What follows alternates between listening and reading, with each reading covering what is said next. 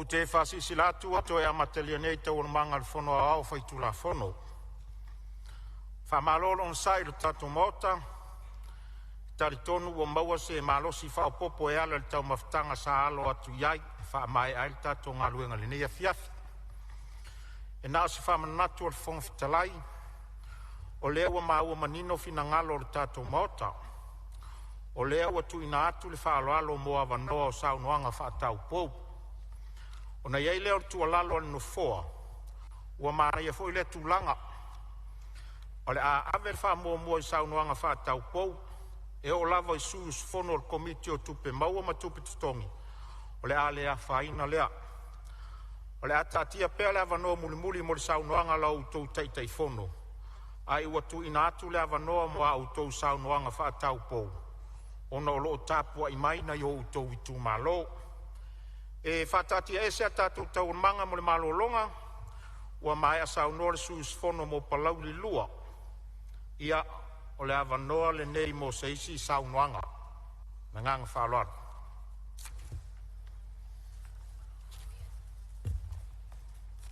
Ia ua mau atu o lea ua tula i mai le sui o whaleata tasi, ia tula mai ala ua fionga le tupu fia saunoa. Tu saltato tala tupi. Manuel saunoa. Lau fionga le fong fitalai. Ma le paia o le palmene. Sa ule manatu te vavetu la yatu. Nei mea ane ua o seu ta finia le na. Na ngai whaingata ano foia sua maonolo.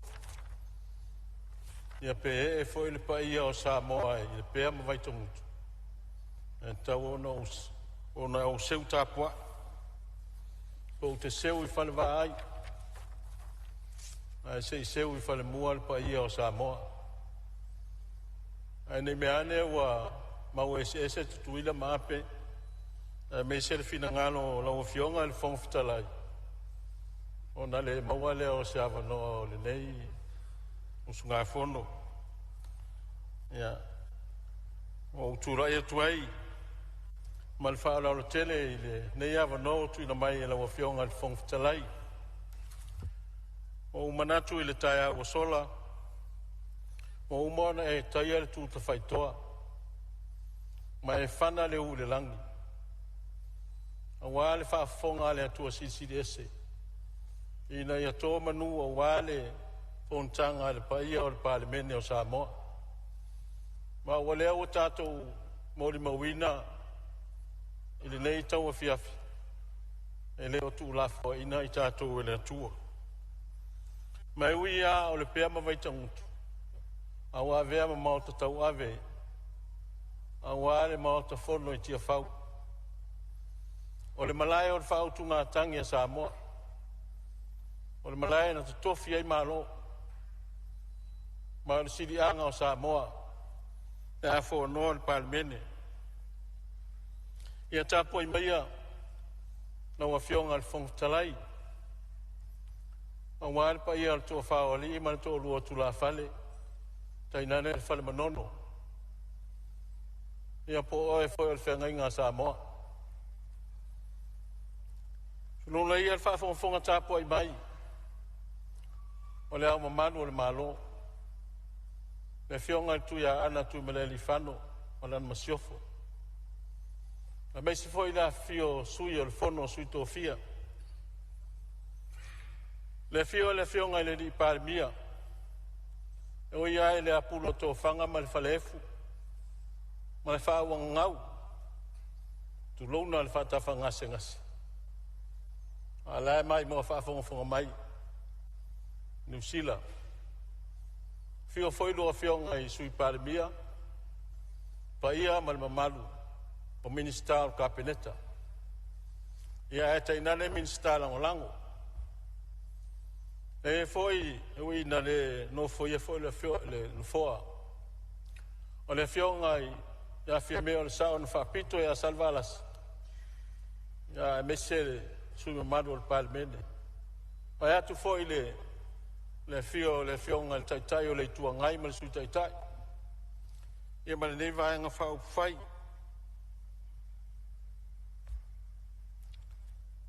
o te whaatulau foi. I le fionga il whamasino sidi. Le fionga il pelestene o whamasinonga. Na wau te tatu tonu. O fionga i whamasino. Ia li mta maita. O e na whiriwhiria e le atua. O i lato lava o poutu toa. Ma le maoli e tu i le maunga. A vea ma maoli e susulu. A wā le tawhatoru whatau a ngai o le malo Samoa. Ma lato loto tele mwha malosi. I le tū la whono. Ma le whatino ina o le whina ngalo o le atua. Te le tonu lau a whionga le whongwhitalai. Na le ngalo a whia sio na vau. Le manuia o Samoa na afua mai i le valo anga al perfetta tamaitai a na whanua. Wa e su mai mai le toa, wa tautua upenga lo su mai. O umatu ao mai ua malo. E sau i na whaatari e langi se ao lo malo. Na la leo te whaatalo whaatuai, ma whaafeilo i atu. I tai o le nofa e kaile sia kerisiano umai Samoa. Matunu i fafo. Mai moa whaafonga mai. I le whono usu o Samoa. Leanga o le whono usu tate tūwa ai tate lilia. O tū le tō ai maniti tino i pisanga. Leanga i lea i se utu vai tofo. I lea e o le paia ma le mamadu. O Samoa o poto sa whiri tā nganga i eitu malo. Taita ia le malo Samoa. Tātou te tonu foi, tātou whamua. Ave ia ona tofi le atua. O i lātou perfeta. O lātou tau suina le puvai le ola. Ina e tele ni a nganga e whaola ina. E tū maulu tali tonunga la o whionga le whongwhitalai. E leai se poto po se vave. E me whai ona ia suia le ma whaavae. O umana whata oto. E o tātou tua a matua. Samoa leo mamala. E lei sesi na te utu vai tofo iai. Tainane o a tāta whasia. Pe a tātou sopo ia, no tātou vātapu ia, ma tātou vātua oi. Tulona warpa ia o ainga matama. Tama ma ainga. Ainga o tupu, ainga o nofo, ainga o te whaiwha.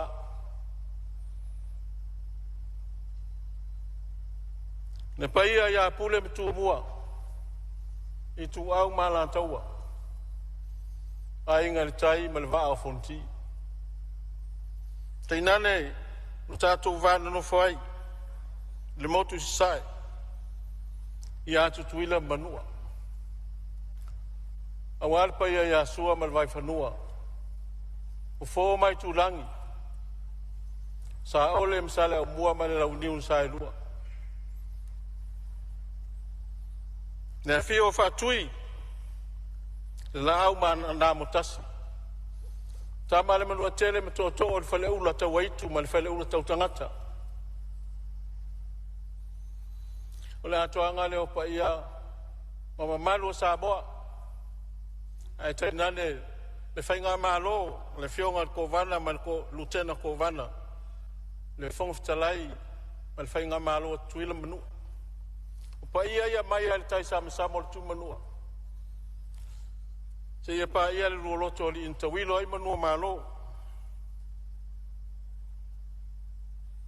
Me foi ni ava no tfafeilo e toi lau sunga le failo tusi. Lau whainga luenga lo fisor fono. Me se foi la fio whalu lunga. O matanga luenga se esel malo o tupu matamali i mapono. Ma lau whaitau launu. E tua atu ia il fina ngalo o malo.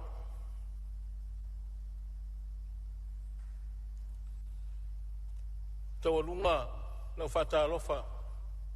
Lau whea whilo i atu i lo tu malo pele, whanea tasi. Ia wale fio matai o ta malfale. A fio uso ali mal matua ia pata wave. Ia tainane une malao nga malie. Manulele ua mal falanga fulu. Su foi no fatama. Matua ia to ala matui fea mal malai. Au te whata alofu foi le whawhonga mai o seo nung pele o le pea. A wale fia o whamuinal tupu fia. Fia uso ali i mtama pa. Alala tairo la to ulua no fwasa ia hai mawaita ngutu. Ai tainane tawa itu man saufa inga mātua. O te whawhela i fo i sunga i whawhea inga. A fio ngai pātele mta po sa. Ma ona tutofi ele tua. Ma sa moa o poto. A wā o tua o le pēr mawaita ngutu. Poto ai sa moa ele tu mālole nei. Pe o le sila fia to tele na wā. Sa moa o poto ai. A wā ele manatu. E le whangalo ina foi. I le loto ma le mawhau. Ia, se o ta mapele foi o tapua i mai. Walu se fulu walu tausanga. Ia soana. Ia e mai se o maa inga maluisa. O e sa la ina mtimu ia, ma sautia le au malpo. So soani mo le nifa moe moe. A mai se o uso matua whawhine. O wō ma au mea mai. Whawhitai o taulau o le whamoe moe. E leo stato ma losi. A o le finangalo o le atua.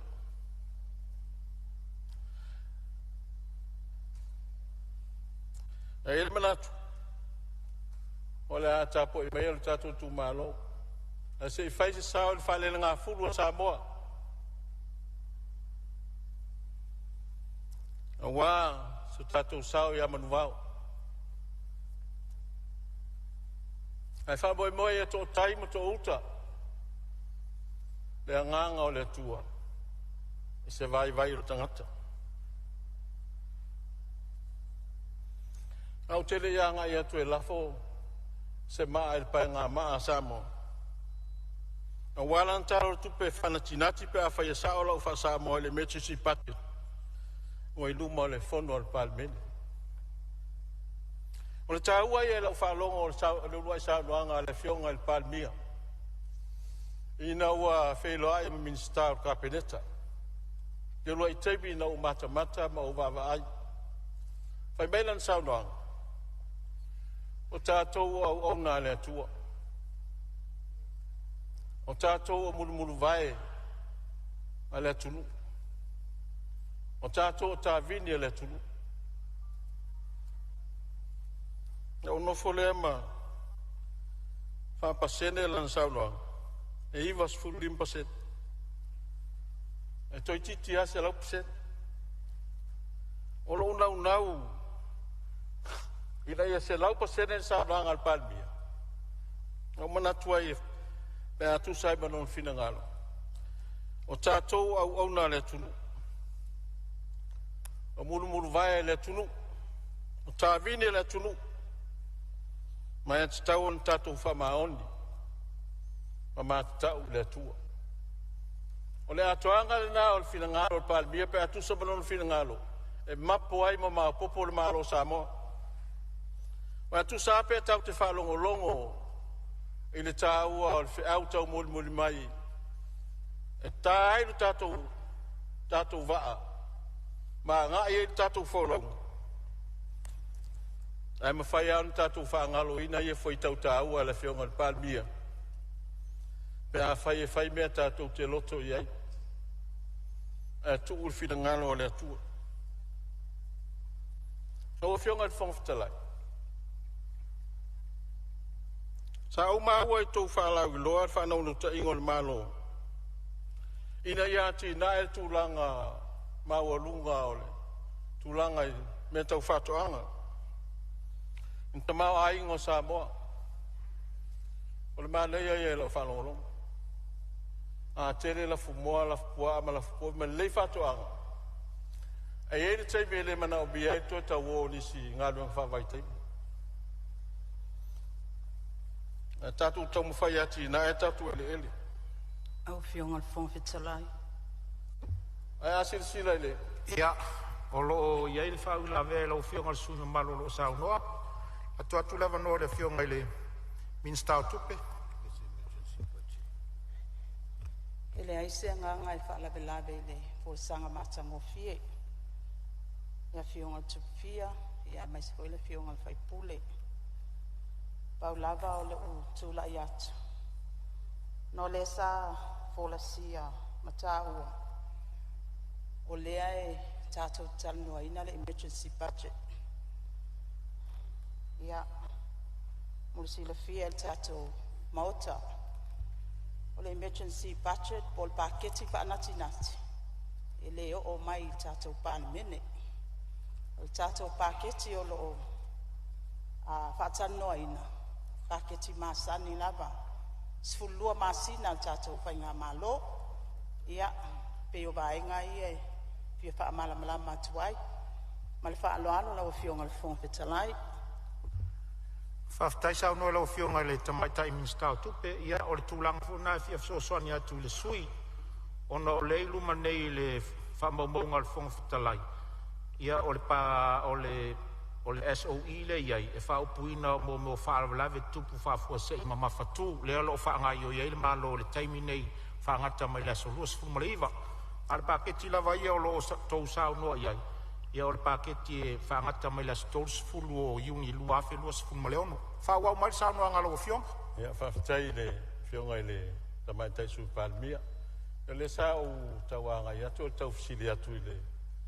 Ia whai ele o sao le mele tau fisili atu ile. Lima se lau sifuru afe le sa wha moe I tūlanga fwoi o le mea o whalau iloa fwoi o mea tau whatuanga. Yo te rope sa ola ofisili pe se wa ole a fai o tulanga le o lo a pe se a o fata o to se li pa se la usfulu a fele pe ma na ia foi le fato sina le o fai fato anga fa o wida le va nga na a fai le o a ele o tulanga na le ta o sina to ia em fai foi fa so mu mai ia la ofisili pe a fai le o tal fe nga ia le sa o to ofisili atu le va nga le o packet pe o lewa ave e sei le lima se lau sifuru wafele.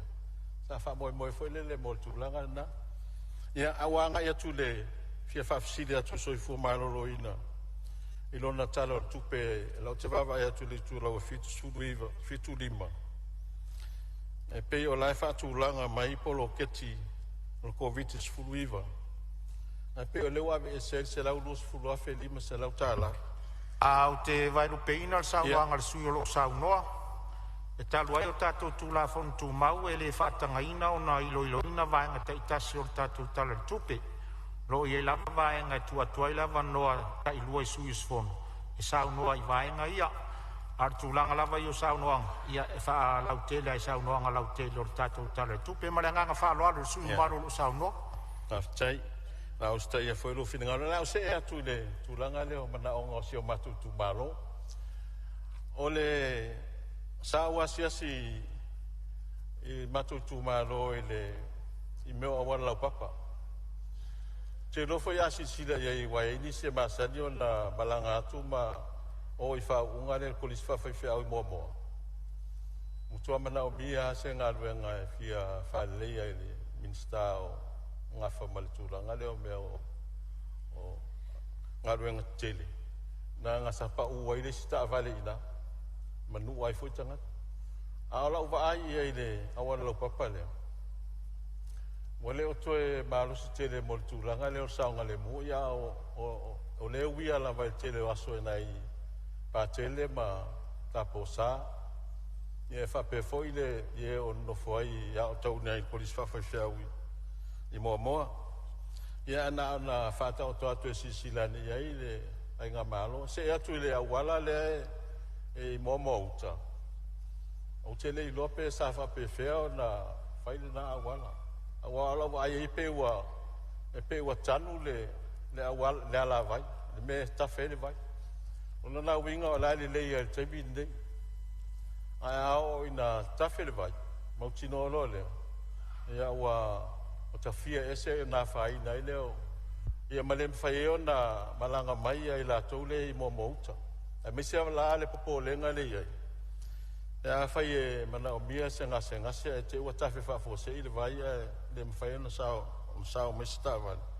E pe mwhaeo na sila ane iai le natu langa. O se mai le tāua o le polo keti le miliona le tāua. O no le sa whata oto mai taimi le ataruai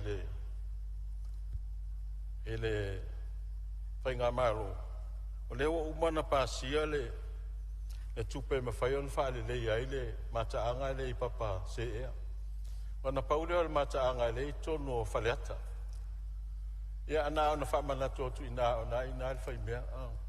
O la o umana whata oto mai ma pāsia.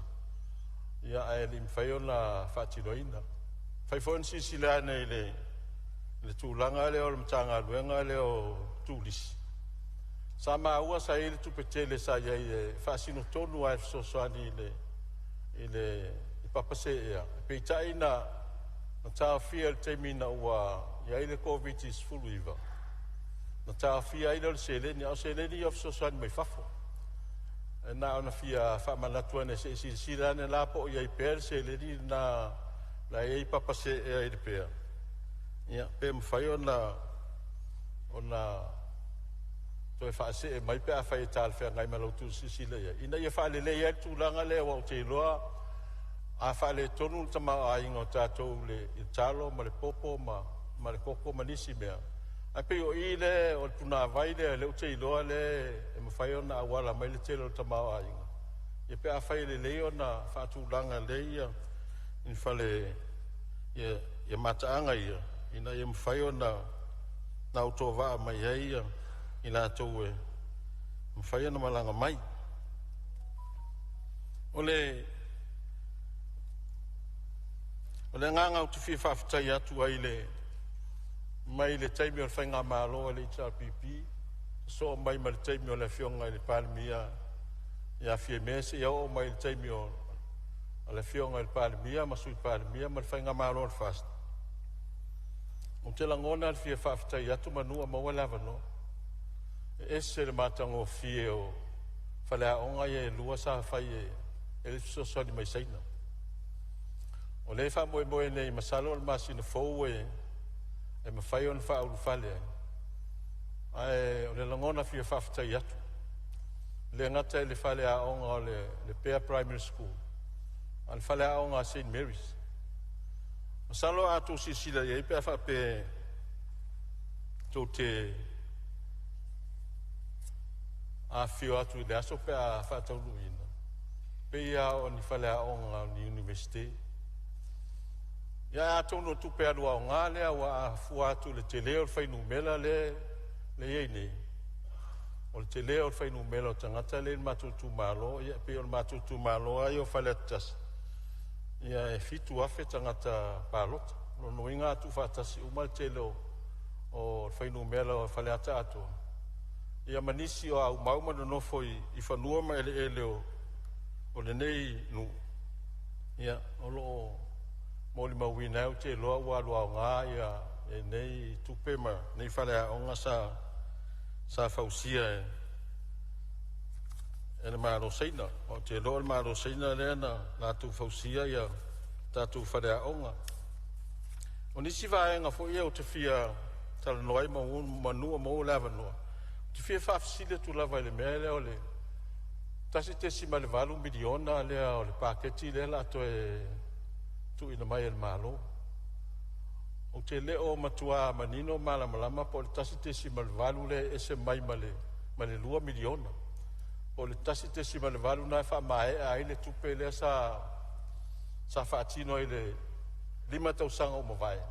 e se mai la le 2 miliona le tauna iai le no inga pe a fo le 5 tausanga mo le pa mo el fast no inga se full miliona ai e se la le tasi se malvalu le po el fasa onga le ai a fai sa ola matau ia ai a semana ia pe a te ua o fa se ane so swani ni si me o fi fa mai o nai fa la onga ia lua onga ia ta tu fana ole simta o po te fia tala no ia ole tu langa le ole mele ta ole stock exchange male carbon credit po wa ye se tu la fono fo le fa o pui ai ta tu tunu i le vaenga le wa pe se mata o tu vaenga le pe fo linga mai o oni tu pe fo ia ta ua fo i pe a fai oni tu pe fo ai se tu la fono pui ai ai lo manatu i lo wa le ta ai se me fa pe ai le tala fe ngai male matatu va ai foi fa tu spa ia wa le va ai tu spa ia le tala kenes na nga sala lo atamu mai tu lo ia ile ele tua ia asala o atamu ai male afu au e vai fa na u tama maltinga pise io le fa ta auto mai na le me taun tatu mulmulta ia pise io le ai male afu ai pe a saulo se me fo le ai male afu ai pe o se fa pung fo le turo le ngana ole ai afu pe fo linga mai le fe so ta i ma o ngal tu spai ai se tato si le pe ma va ai a fai o se me a lau fa tuanga a fai le mo tato ia na la foto ai na wa o tona ia ile utal fai me te fia tala no ai le vaenga le ole ofiso tau si ma vaenga public trust o to ia se talitonu wina ole mtanga luenga ne po ato toa ona le te popole ai foi nai me al ni a inga le sa fa ta oto ina ia manu pui ya me ane o mai nei te mi te le lo po fe me o anga ia ma na ia si dane wala nga ole va tu fa tu tuanga ole tunu le ofisa tau si ma vaenga ia ina ia malu pui ai vaenga fa pena ole oni simta o po fia o ia se fa mtala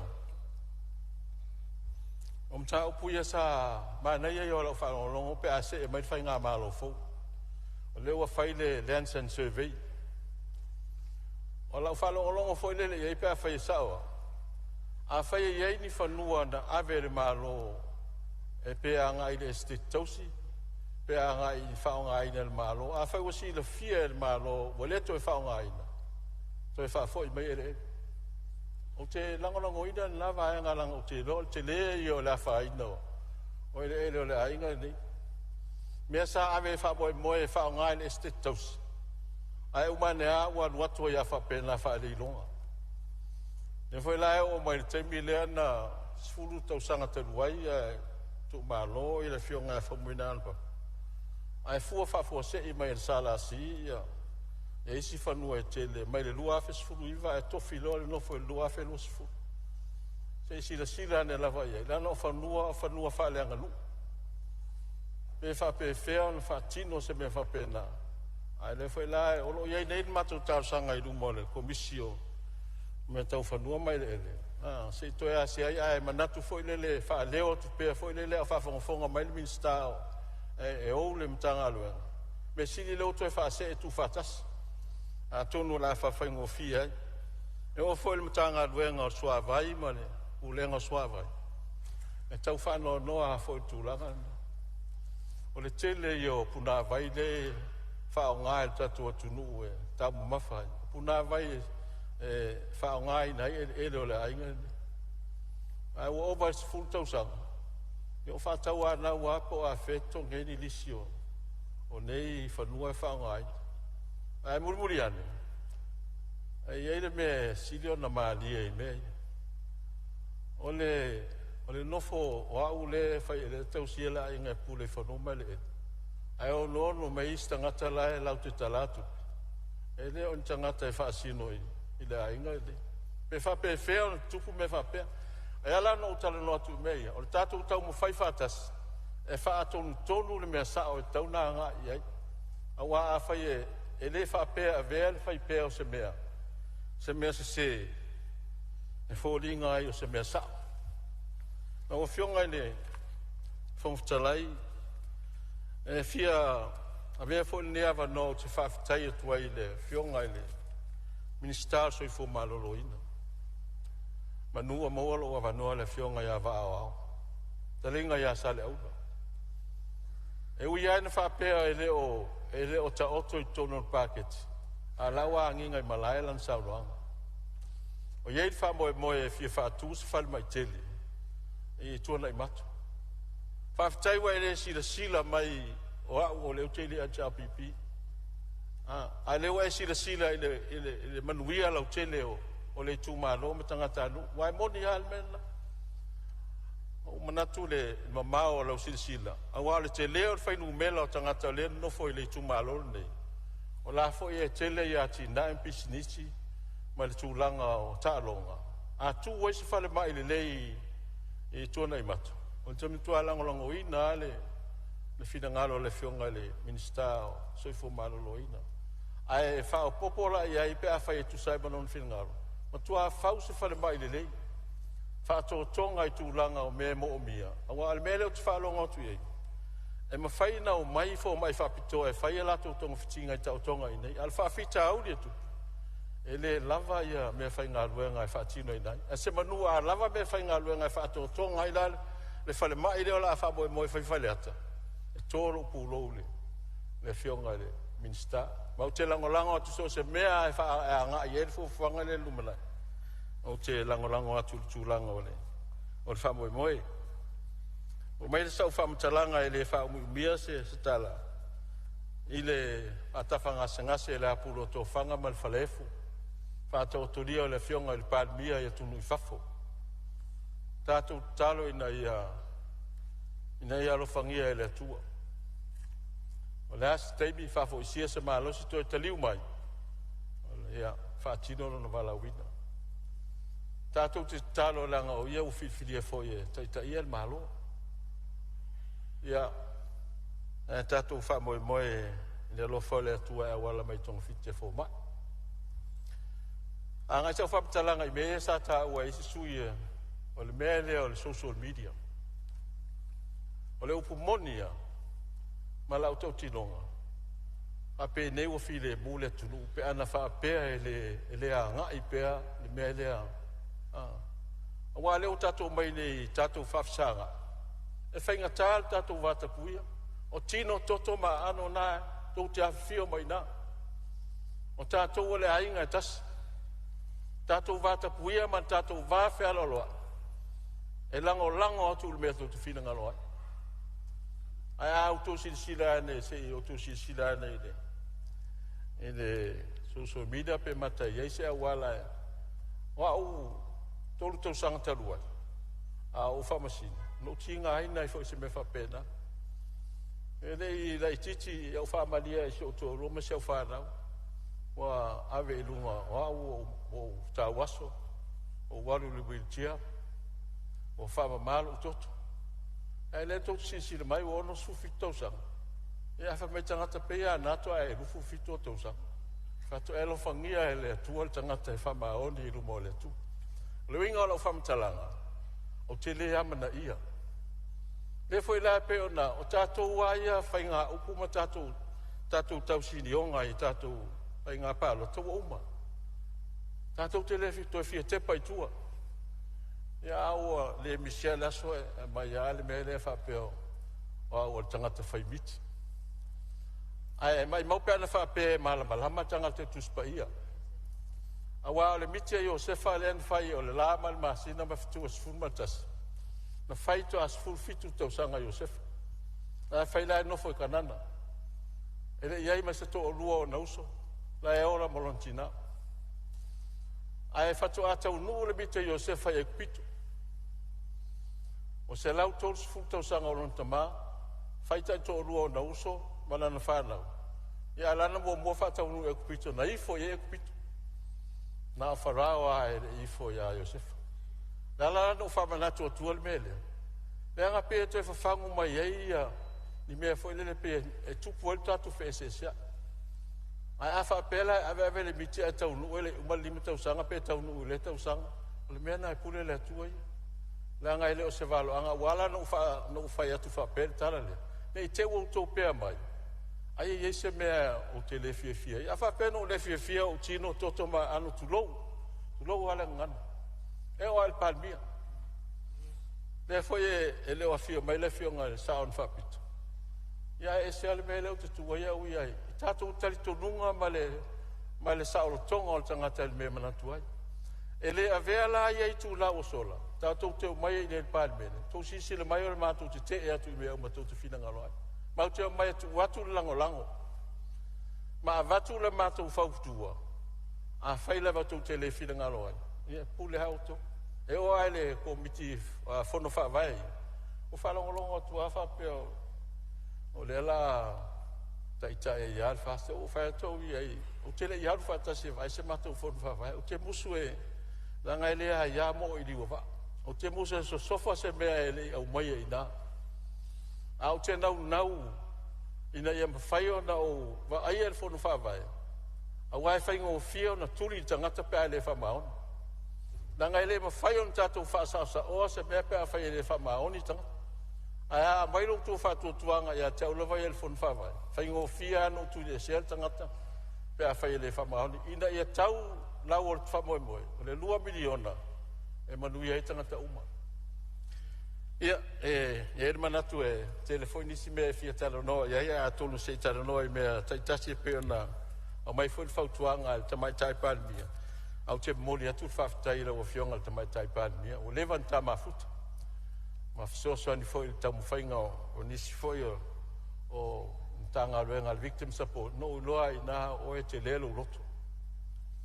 Ia, mai whainga tā foi o te talitonu lava e whaftaiwa e mai foi si whautuanga.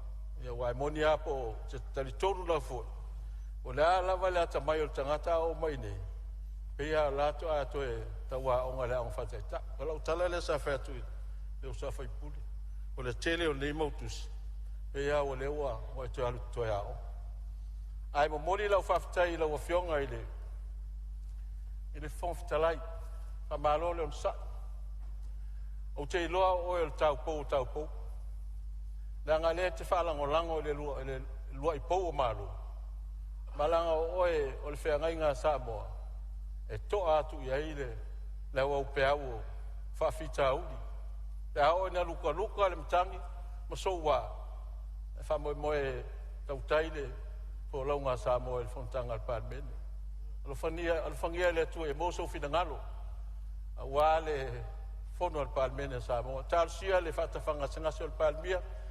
Pamaluia le atu e a fionga i sui palmia. Minstal kapeneta, minstal ongolango. Pamaluia fo i le atu e uina.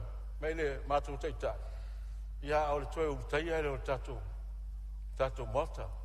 Ia upo atu spa ia o le awa ia mātou e whaafu o lo aliso i fua.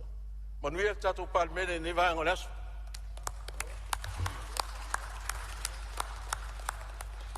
Ua longo i pulotu le mapuata i. Ua longo i longo a, ua longo whaavatutu i fo il maota le saunoanga mātango fia la ufionga.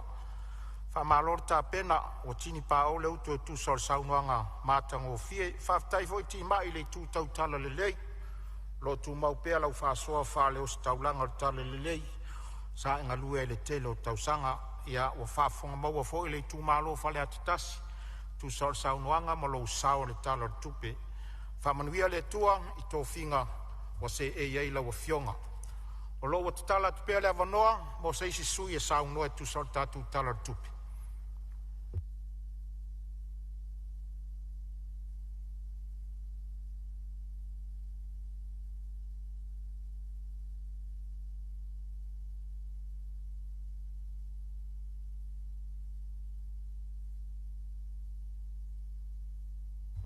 Ia e pei lava o na watu whasi silanga no foa. Ia leo tula i mai le fionga le swimming star. Ia o le sui mai ala tau e sifo. Ia tula i mai lau fionga le minsta lango ngā luenga te telem flawa inga mātinai. Saunua ia. Whaftai lau whionga i le whongwhetalai mo le awanoa. Ia ua le wāuna whia tūtū la isu i ala tau. Ia e ona e alu lava i ala fua o le tātou whono no leo mātou le komiti. Pei tai whaftai lau a whionga ua te whāta wala. Ia ua maua wawe iso mātou awanoa. Ne i o mātou le au lia tai au. Loa ngā ngai, whamanu atu ia Iova. O mea umo i tonu ia tia. Whamanu i lona suafa pa ia. Loa ngā ngai, whamanu atu i deli. Au a fo ine i ngalo se me tasi. O ana mea lofa. O le whamalolo ina o mai umalamu. O le malia ilo uloto i mele lei umalamu. O le whaafouina lo tau le lea. Whaapei o le aitu. O la ngona nā o le whaisalamu e. Nā te whaafetai ai le siri ese o le atua. Ona o lo nanga le lei whai pea. Ma le whaasoa mai pea o le soifua. Ma so mātou ola. La ngona foi nā o le sui sfono ala taua. E manatu e. Mai lava le taimi sa le urua i vai o le mata le lao le alofo le atua i nei asu. Ina ua whaamati e mai le lai atu maunga lanu lau awa o Samoa. Se i o lava ina ua toi ngoto atu le lai tawhatawhai langi. I le nei asu. A o loo tantou whaalongo ina pea. Le pai mai o le anganga pa ia o le atua e whaatonu fo lau ai. Fina ngalo ma o tantou whaamoemoenga. Whapea leo se tala a la taua. Whatalo whātu i lau a whionga le whongwhetalai. Lau a whionga i le sui whongwhetalai o le mautofono o Samoa. Eo ina le eo nofo ia le nofo le whionga i le Palemia. Le sunga i ala auli o le mali atoa polata i Vau Smith. Peitai e o loo mai moa e mai i upenga te whailangi. O te whatalo whātu i lau a whionga i le Palemia ma le whalitua. Talu sia le sa idinga ngasi. E whaafo isia le atua lo malos. Le lua sase lua sunga i sui Palemia. I lau a whionga ona po toi lupe. Ma lau a whionga mulipola na losa. Ma lo le whaafo i foe. Whatalo whaafo i a whionga i Minster. Ma malu o le kapeneta. Tai nane sui Minster. Po sui langolango o le kapeneta. Whatalo whama o alofatu i le nai tu o le vai. Leo no foi a foi le fo le whionga le teitai o le tua ngai. Peitai o lo alala mai le whionga sui teitai. E mai se foi o le pai ala silas. Mal mamalu ese. O sui a whaipule po sui tofi mai. Le tatou tu malo. Tatou sa whiri tu petoa ai. Le mamalu o le tatou atunu i tu malo e lima sumaltas. Tatou te mai e li poi upo si o tatou atunu. Whatalofa fo i ulo mtanga luenga ma ofisa. O mawhai ono tatou mafuta pea i dine yaso atoa. Lau sunga al whai lau tusi al fono. Ma lau vaenga ma lo tau tua. Whaftai o leo tau mawhal ma o te fono. Vi ele li ilo tau sau tau tua wale ma o te fono Samoa. Lau a whionga i le au mamalu o le malo ma lau masiofo whatalo whatu. Whatalo whafo i sui o le fono sui tō fia ma o tō whalitua. E le mawhai o na ngalo le tapua inga le leoa au na tutofia le atua i so se whale tapua i so se whale tatalo. O lo tō sao i le tau atina ino le malo Samoa wale tapua i o whaiva matiuti. Whanono manu, whaturi vai ngau i so se, nu ma so se fioang. Whawhuna pauria. E wā lava le tatalo i le ao ma le pō. Ina ia manuia whaivao Samoa. Whawhtai i le atua ua e ma le manuia le nei aso. Le whatamaso ali inga ma le whatautainga, e le ngata le uta ma le tai. Sa sae ma sisifo. O Samoa o loo mai atu ne mau i penga te whailangi. Whatalo whatu i lo tu manu. O se i tū la tāua le nei sui usfono a la taua. O te whatalo whatua i lo i tū malo pele o a la taua e sifo. E ua aina mamau atu i sa vai, le meo lo tō walala ma tapu ai mai ai peitai. O lo langona pea i au talinga tulou, le mawhanawhana o la o tō te talo o te malosi ai. Whaftai lau pule lea, e uia ina sai ai, fi tā malu i tau o le palota. Peitai o sola na nafi, o la Paulo, whangalo me o tōna, e le aiso tātou se au ngā mui tātou. E tātou tau whetuli, maturi matai pea, le ala tanu po le manuia o lo whaatali mai, e le atua mui tātou. Mai lava i whaatoa toa, se ia pa ia si o safi, whaatalo whaatu, i le fio uso lii, maralatou tama, lau whetalenga moe mausu malo fuaiala, ma lo tapua. Sio nu pele o ne yafu, la lua tama ingo ta titi matua iau wha. Pa io la inga sa mole o, io la inga malos. Wha peata pa au ma inga, ma lo ta talo. Pa talo fatu sio nu pele o fale lima. No fua ta pa au mfar pea, so sunga lal mutua tala ia tai tuave mtanu masa. Pea lo fitalenga forsa o fonga papa, ma le malu le ala tau. Tapu ai mai se o tu malo pele, se i faiso ta sao, a wā upu fai o Samoa.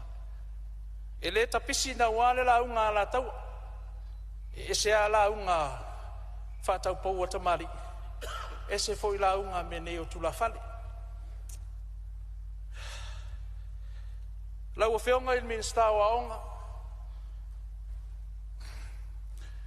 o loo whawhisidi lava loo suia wai ona e o loo toa lia al whale aonga o le kolisi o ala tau e sifo. Manatu sa o su e ina ia e se ito sili sile nei lau o whionga manamtanga luenga po whele e toa lia ile mta upulea a whai o le ai o se donation ia po se grant ia whamulmuli ia manau mia lava e ala tau e sifo se whale aonga mo le nei lima tau sanga. A tau mai tau iai, mai ane lava le sa mo whafonga ma le malu o tato fono. Ia e usu ata mai tiri whaafato i le waweao. Whato ato e wheiroa i wha ma o lato matua ina ua tangi le aris. Ma mao i o le me tuli iai. A langona na o suyus fono whamole lau a whionga ona pol. I le minista o aonga whamole se i sisi dane le tau sanga si o tu malo. Ia ono o mai le awala ia ile tau fale o ina le wa uma on fai tu star sang le wa lima nei o le fiongal minsta ia ai tari mai fe lava se aso le a o atu ia fa manu yanga mo oia la tau awalo o wala e amata atu ile awala nga ale malo se ia pa ia tu oi mo fala lup ia e fia fa le ia wa ia sa fe wa io le ngata o Samoa o siu tatu tu malo. Ia, o siu mātou nuu fo, o se nuu e se tu malo. E ta mau a inga tele i le vau, ma le sami. Ia, masalo tau sa ili lava ni maketi a vel tatou awa Samoa. Ia, ai tatou a voi maia, ia o lo sa ili lava ni maketi. Ia, o nisi o mea e le tele na wale tau sanga ala suia. E le lei lava le ititi. Ai fatino e le anga le sona tele o le la ia ai le fatino ina ia ono mai leo sa u famatalanga i tala le tupe ia faftai lo fiong al minsta e mbesel mtanga luenga i le lufi lima le tamao ainga fa so si o tatu watunu e le ngata ina manuia fa la putonga a wo o lava le fa so ai nu ia mapisinisi ala iti o lona winga o tamau ainga nei o whasoa nei tausanga lua o lua lima, lua o lua ono, lona winga. E o lava i tangata uma. Pei lava o na iaile sini au tu, o te fia o mai iaile palakalafa muli. O le nei tala o le tupe, e mō manuia o tangata anu uma. Sa tai ala ina i futia o sola, ina ia wha maua ai le aso. Wha mausali ai se lumanai mo atai au. vi ia le li whaftai mo le tala le tupe ma tau le sa lua leiva yaso sa ili ma su el tala le tupe e lai se me le yo o iai lo matau fisiringia wala ngā tupe ma la ngā oa le tatu atunu i tupe whatatau o le melea whaftai lau a fionga le minstau tupe mo le tala manino ma le whaasoa ina o le tamau ainga whaasoa ia ala tau e sifo sau se teimi tatou wheiroa ua uma fo le launga e le umina was whamatalanga langa ese a meo launga a meo tulafali ese foi meo launga whatau pou a meo tamari ia manu ia lau a whionga le whongwhitalai whafuru mai langi lau tō wha wale tautaina al maut fono Samoa mai se foi o suia maluma o le maut fono Samoa lua sunga i sa se lua i sui palmia ia mawalo lua on sa ia i taia i pea ia futia ma fita o ngaluenga a toa fionga i minsta ia tala pea le faitoa mo matou pea matou watu ia alofangia foi sa mo lo mai mo mai tafa e fia o kelope ia o atu le alofo le atua ia te oto uma ele mfaiona ngalo le tapu ainga na yo ainga na yo ainga pele so se tu le lalolangi Samoa New Zealand Australia Amerika tutuila ma so se tu le kolope fe lava le meo e maua mai ai lo leo fa tauva fa ftai lo sao o lau tatalo o lau tapu ainga wa e manu ai fai vo tai tu ave ia ala taua ia o se sao pu una al tau fai pudi ia e fou fol fai pudi ia e pu fo ila na launga manu ia le afiafi manu ia foi ulu mtanga luenga umo fai on tatu fatasi ne afiafi ia manu ia nei fono so Samoa o Yesu amen malo whaftai saunoanga lau fionga i sui mamaru ma le sui vo leo le komiti o tupe maua ma tupe tutongi ma lo whaftai ia o ala fua ia mo sui o komiti whapenei whaftai atu fo le tau ngā ruenga sa whea ngai ma le nā lua vai asu whamanuia le atua i le walawina o lo wa whafafonga mai lo tu ma lo le si o salafai o lo wa o lava iai lau whamanuianga ia manuia lo walawina o lo avanoa per maota mo seisi sui ia walta tu tala tupe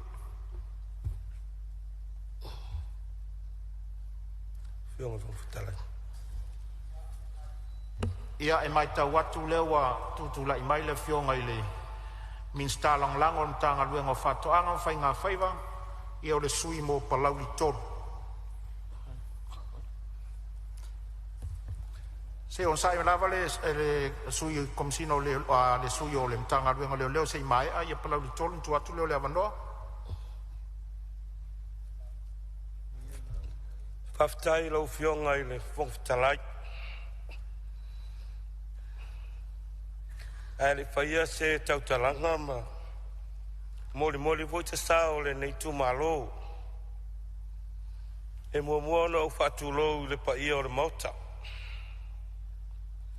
I le fio lau fionga i le whongwhitalai. A fio le lua sa te se lua sui pale mia. E uina le o nofo ia le nofo ta vita. Ia ai ofo alofa atu. I lau fionga i la li pale mia maluto sea male atunu. Ia awasa ili ngā tonga fiti o ngasi i New Zealand. Ia fio le mamalu i minsta o le kapeneta. Fio foi lau fionga le sui whongwhitalai. Taina le fo i minsta langolango. Ia, le pai o le nai tu o le vai. Le fio lau fionga i le taitai ma le sui taitai o le tuangai. Ia, mai se fo i une tātou le fatas. Ma le fionga le sau whapitu. Ia e mātou te whatulou atu. E la fio mai o sui mamaru uma o le palemene. Ua mawhai ona o tātou poto. Ia awa le fono usu o le Samoa. Whaamalo le ava papale. Whaamalo le ona sa. E le o se mea whaingofia le nei asu. E a sao tātou tu i le atua. E e fōa i mai le malosi le tino ma le mawhauwhau. E a lea ua tātou waulia mai le nei tū la fiafu.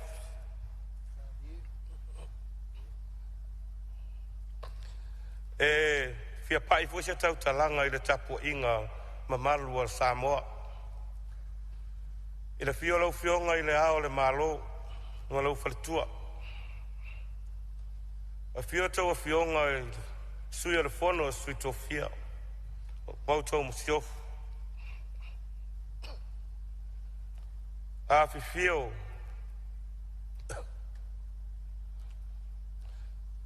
tai o e kālesia. Keu siano. Ai mai se foi rau whainga luenga titofia le tua. O lo whaafale le malu. Iso se tafa o Samoa ma atunu umamau. E whaano no manu a wa Samoa ma lona atunu. E mātou te whia pai foi. I pa ia o whaurulunga o matanga luenga. Whaala patonga tū ma oti al tātou malo. A me te sui o pūlenga o ma whai ona o tātou poto i le neia fiafi.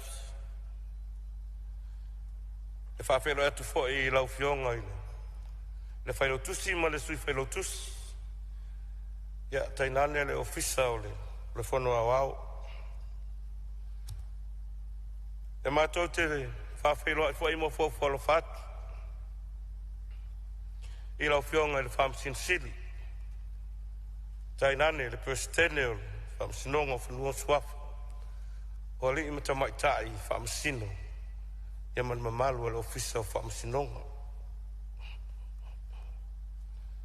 O le tawhatolu lea. O pa ia whata oto le malo tu to tas. Ai o te fia pa. I pa ia o Samoa. O pa ia, a wa a inga ma o lato tama. O tama ma o lato a inga.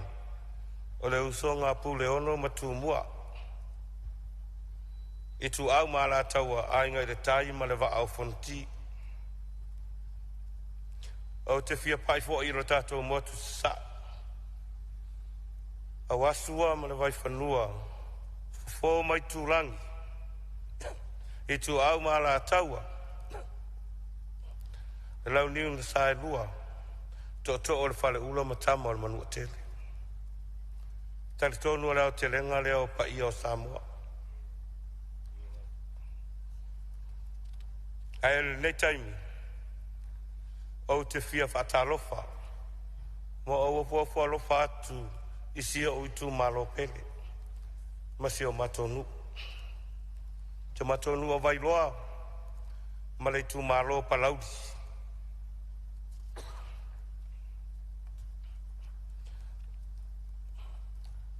O le nei, ua tāpena la au tau au na sau tau tusi au iai.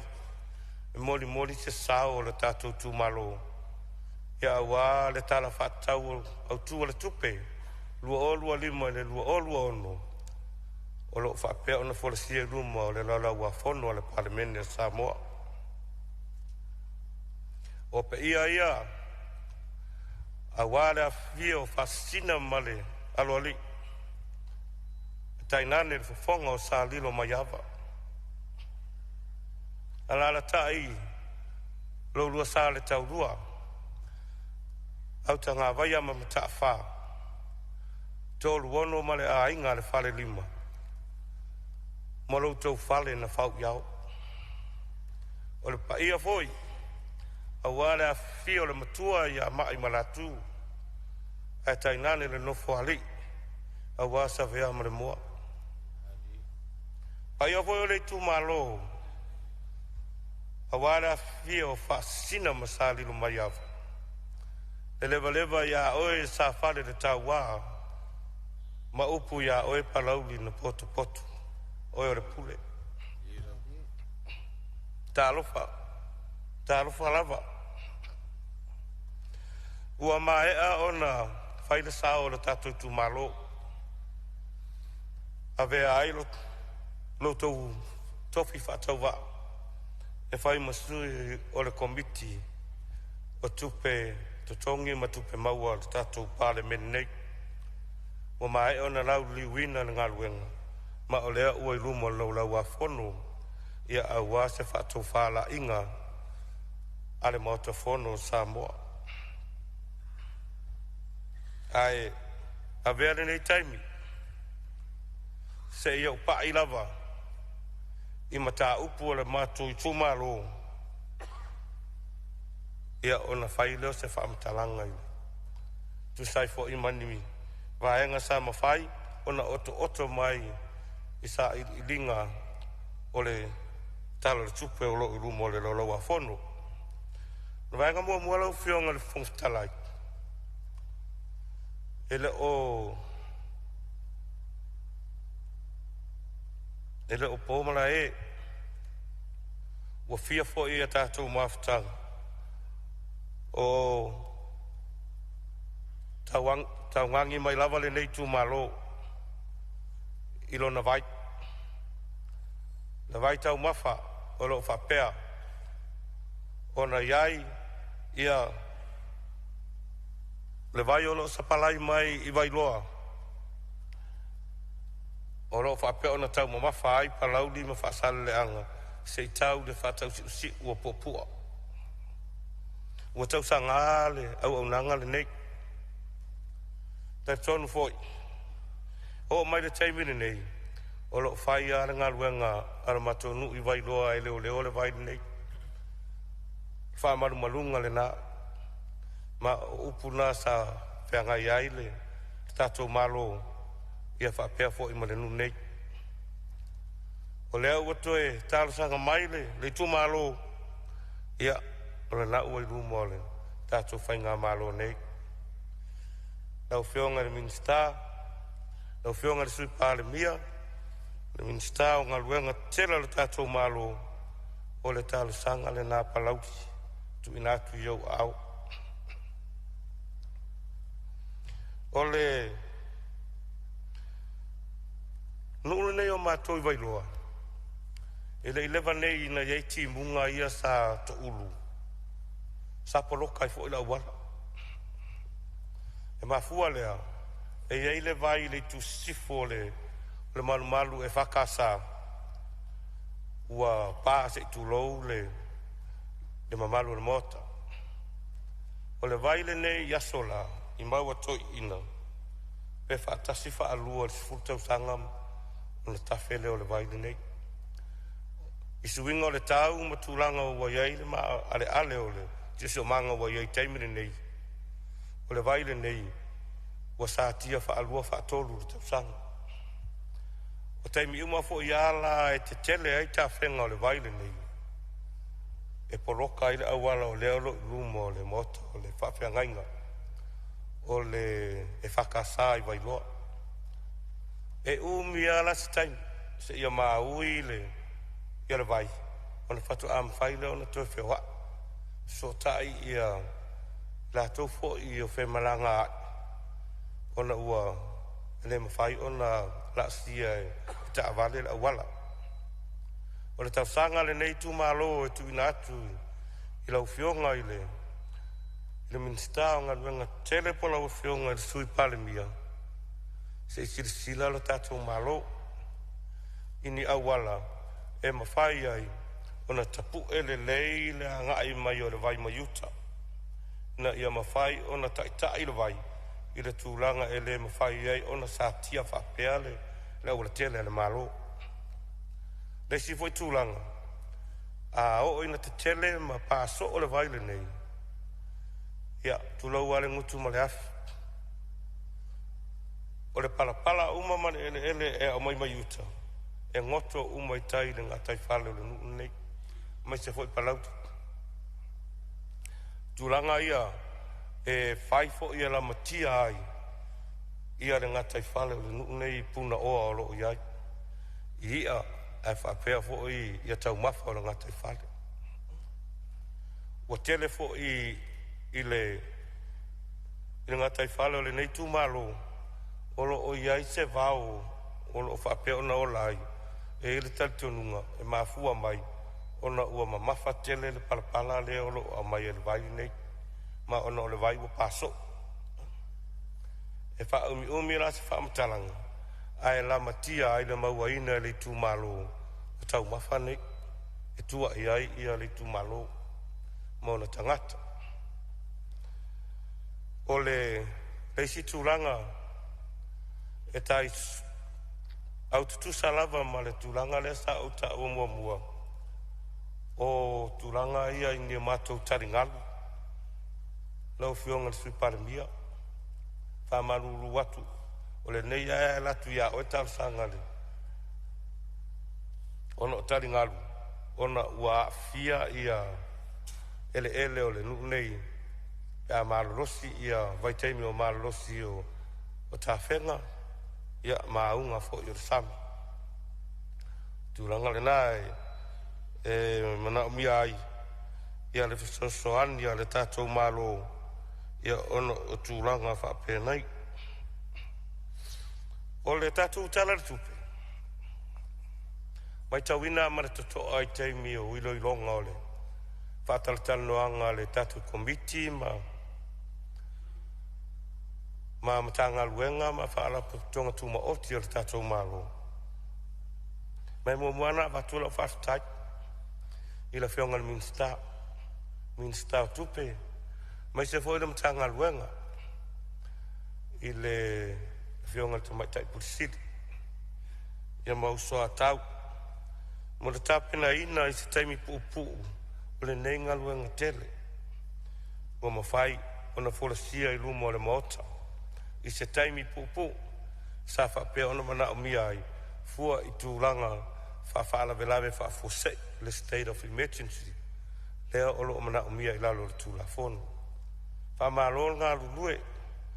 Whamalo fo le ona sai whamalo le lava pale.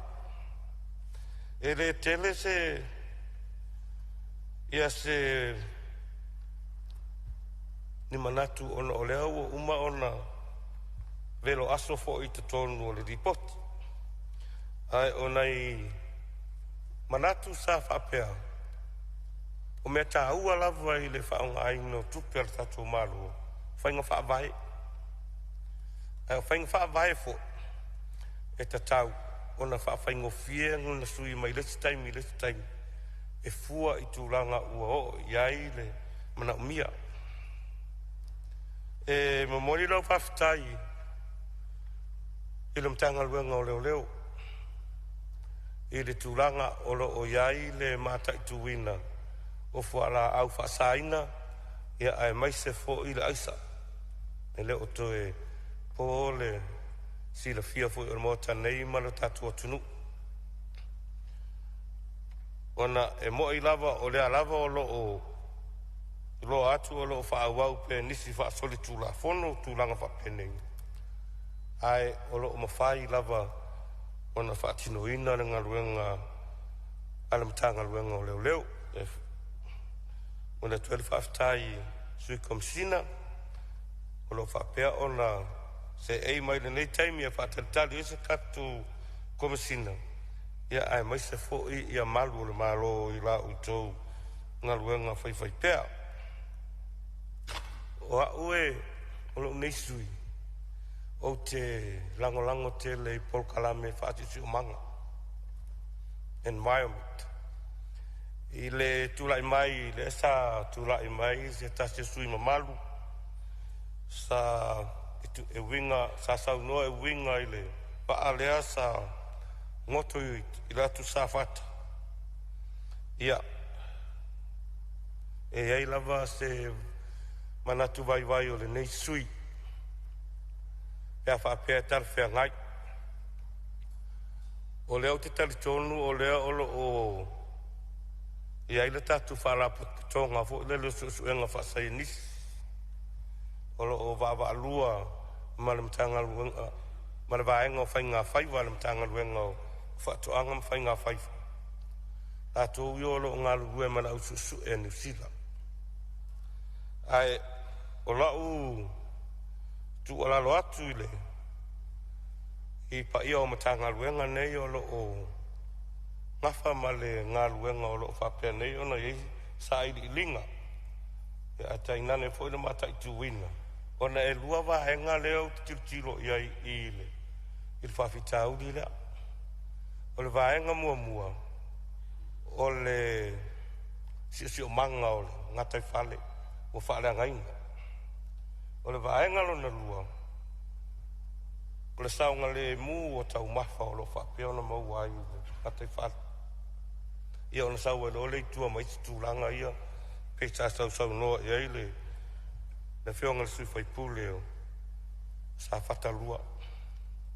I ta mau a inga o le tūmalo. O le whonga tau mafa o le tūmalo. A sa uta sanga i luma o nei mao te whono i matanga luenga. E mana ia le wha au au o tatou sa i dinga nei. E fo i le so umanatu. A whapea ele o lava le capacity al Kakus Frost. E support ai ia research ia lo fai. O le ale me tu ua ia le malo ai le fsoswani e tatu fatu su nei. O ai le ngata i le taimi le nei. Hei fo i seisi taimi o ruma e le tatu te le mai loa. Ai o le me siri mataua. O le uta tonu o le tatu. Loto i fale le tatu malo. Tatu fatu su nei. Au ngā tele. Le sa tātou whapea na o mua tau mawhai mawhai le ai. Le ua o ai tūranga ua mawhai ona whaase e ai au o nanga le tātou whalisu e nei. I isi fo i waenga nei e pei ona a fia mai le tūranga lea. O le tūranga lea le tau awatu e semanatu. Po o a mai le saunga le mu tau mafa nei o loo maua ni ngatai whare. O le vale nei, e te teletonu, e te lese radioactive material o lasa iai. O tatu o ngā sami, e iai ale radioactive material from the nature, i taimi la o fausia ina, i la amatanga mo e fofoanga.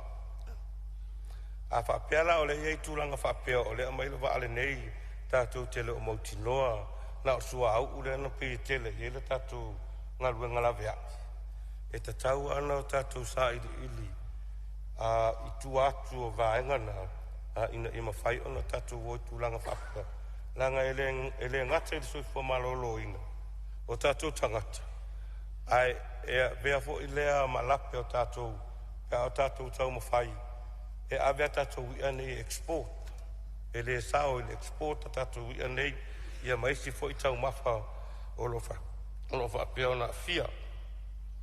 O whainga wha vae ia sa au tala no iei. E iai o i to tonu o le tatu tala le tupele nei. O le iai le vaenga tupe o lo ave le tatu whale tupe lea o le whale tupe o ati nai. E tua iai a tatu au whai whatuanga. E la tu nona tupe. Le mea la le sa o ta uai whainga wha vae i teimi o sola. E fua e le whainga wha vae e ma whaina whai ai. Le ma whai on access i ei tangata ia sa tāke de tātou e la tau te au i e le tupere nei. E te talo tuai lau whionga mingi tau tupe ina ia sila le lei tātou whainga wha vae.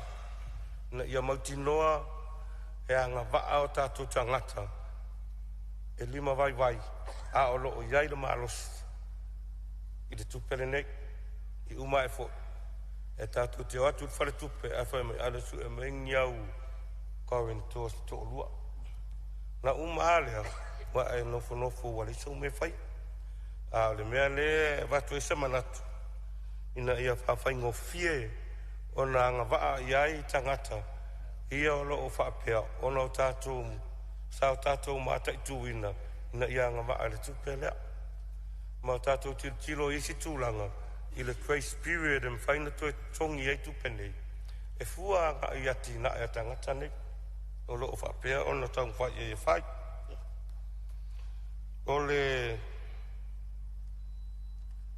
manatu na, e whainga whaavae fo i o tātou ngaluenga ia whaavai taimi. pei fo i ona sausau no ai nisi o toto. O le tūranga fo e te taua ona whai ma te tiritiro i ai iloilo.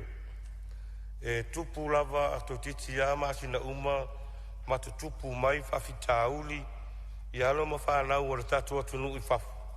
Ai mafua mai ai whainga whawhai. E le o malu pui puia ma e te tau o na sila mamao i ai te wafionga i minsta ma le kapeneta. Mai lea taimi, lea taimi. O lesi vaenga ua pa ui atau. Ao lo utu malo. Tele i o sui sa tau noa mai le. Mai lo mato motu i salafai. I mea i o malai ta alonga. E a waifo le nei tu malo. Tasi le nei tu malo. Malo losi ta malaka pina o mai tono man Samoa. La sira fia ele. Sui mamalu i alo au. Ai, tal sanga le tu malo le nei. O savai. Savai a toa, ele e se fa le koleni o iei. Tere lo iei, fasa ama ia au pia. O tere iwa ai se timi savai. O koleni e fai amatu savai. Ale o ape kai fast food kam sangon malai. O me dore uma. O le sta alonga le temi le nei. O le ngata i lo walu le malai. E sau si ina i wait. Ya, a me fa ngafo i male mafufau. O i lai palauti. Na ngana no fa ya to palauti.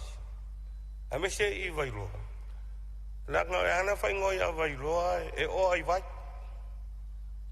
O vai uma pe ko sidang kele vai o ngunga te tiang o tamo. Ai a fa pera lo fionga minska talonga. A vakus farka alo e fai vai go. Vaku ye menka kum me ye kolenge i ya tam fa nga o mo ku sawa. Ma fai ye la mangi swimming pool. Vai e fiu fa nga vai. Ile uma vai. A ole makua makaukia ole malu loso kama sawa i ola fa penga maua mai ko ngol farka alo nei lo fionga. Ia. Ole tulanga e afo nei ia o onga. Ole por kalame lea o tatu ai ne vai tau. O tele ana fa onga TV. Tele fa onga internet.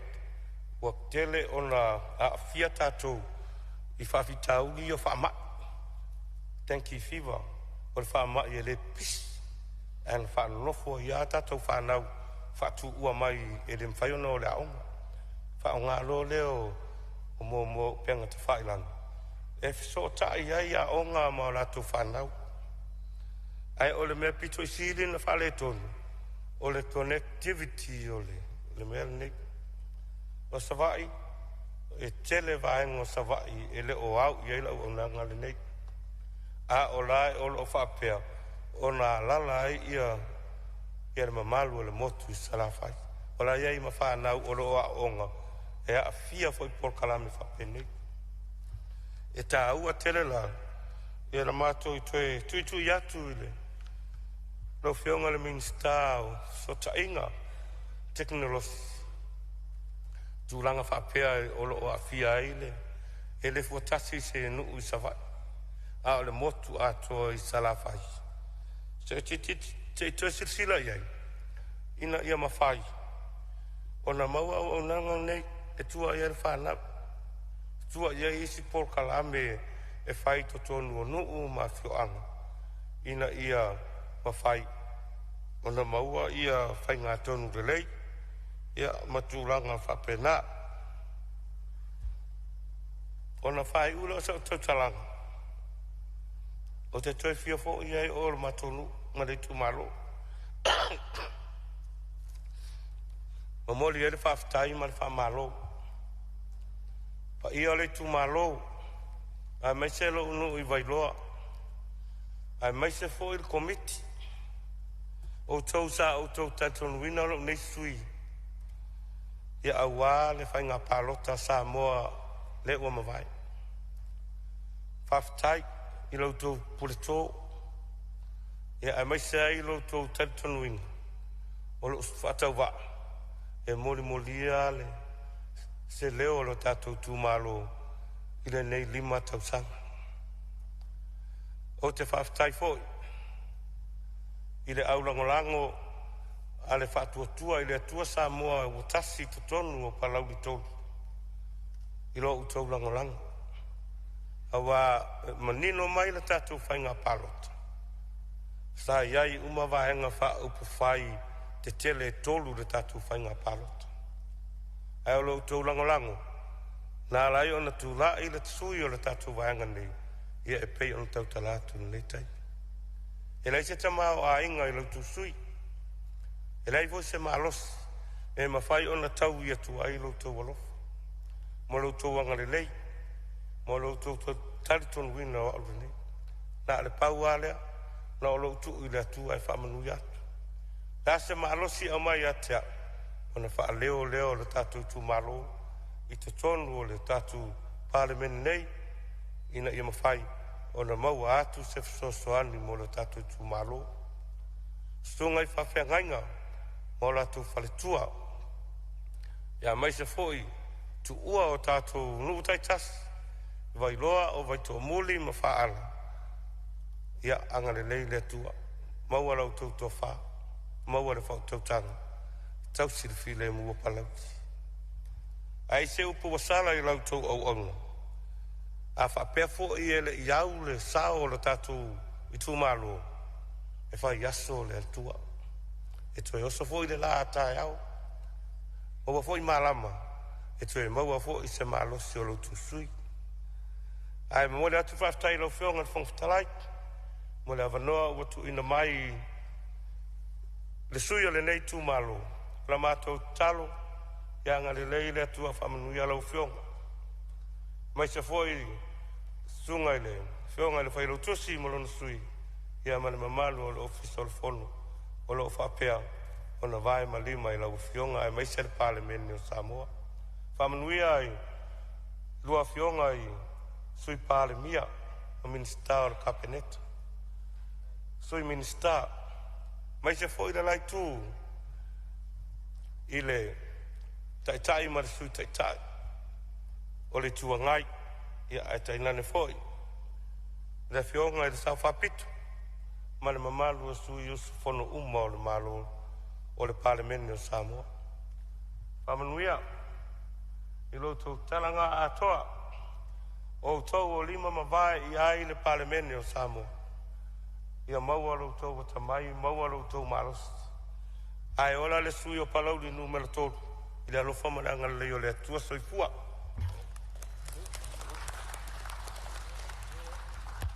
faafetai palauli tolu le saunoa lau fioga le minista lagolago o le matagaluega o faatoʻaga ma faigā faiva faafetai mo lou sao ae maise lou sao totonu o le komiti o tupe maua ma tupe totogi ia tumau pea le faauʻuga le alii i lou valaauina ma ia saʻo faamanuia atu ai pea le itumālō e tusa o le filifilia o oe le nofō o le itumālō mālō faafetai ia ma o le lona lua ai lea o sui o le komiti lenei o tupe maua ma tupe totogi ia ua tatala pea le avanoa i sisi sui e fia saunoa ia o lea ua maitau atu ua fou mai le sao faasaleleaga 5 ia le afioga i le minista lagolago o le matagaluega o le palemia ma le kapeneta ia saunoa ia manuia le saunoa ia tulaʻi foʻi le ava ma le faaloalo soli tuinai foʻi le paia i tupu ma ee o le maotanei lau afioga le fofoga fekalai faafetai mo loo avanoa ia faaleo foʻi se sao ia manuvao nei foʻi tumālō faasaleʻaga numera 5 ia auā foʻi se tala le tupe o lipoi le maotanei au te manatu o lenei afiafi o le a tiu talaloa ia le lupe na faaolo auā o lea ua tuta i nuu manaia le seuga faimaina seu i atu tia o tupu ma alii seu auā e faigatā au paia Samoa o le atu nutofi o le au mamala o le au te faafetai ai ua e manū le faatama soaliʻiga Le tō whāna sa ili a inga o tupu ma a inga o ee. Na sa ili a inga o nofo ma a inga o pāpā. Ai a inga ta whai whā. Le whautautanga fo i le whitalainga o le upenga launga tū mua mapure. I langa sa ili ngā malo. Lea ua mafua ai lea so. Le fono usu o Samoa i le pae inga lona se furu ma le walu. Talu ona avea le malo tuto o tasi sau wha inga o malo uma o le lalolanga. O lea la ua tuai nei le whai la. Ma ua atoa tino le tama na lafi le ana. Ua atoa foi tupe o le taulafonga. A wa o lea ua no foia olo olo. Ua save u olo olo foi le se unga. A wa o lea ua atoa poula unga o le maota o Samoa. O te whātulo watu i le maota nei. I tua o le pēa ma vai tangutu. E toa inga o le whautu nā tangi a Samoa. E whātulo watu ai. I le tāpua inga a le au malu o le malo. Ma le masiofu. E whātulo fo i le tāpua inga o le sui o le fono sui tōwhia mō lātou whaletua. Whawheiloa e atu foi i le mai moa tapua i mai i lau a fionga i le palemia.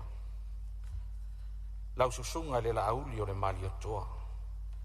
A fio lau a fionga le fonga fetalai. Lau a fionga le sui fonga fetalai. A fio a fionga i sui palemia.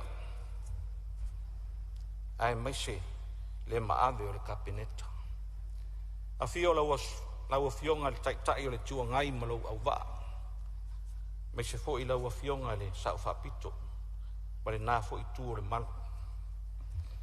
A fio lau a fionga le whamsino sili, whapea le mamalu o le whamsino ngā Samoa, le nai tū o le whatawa inga le malo. A lala tai, whaurulunga o mtanga luenga taitasi o le malo, whapea sui o tātou malo o whaaloalongia mai whafu. A se tapua inga fo i le nofo ato o, I au whainga ruenga totofia lea tua. Lea ua poto e tasi lea so. O te whātulo watu fo i le tapua i ngā whaafofonga a Samoa. E afua mai le ele leo fitia se ia pā ia le siku o sa la whai.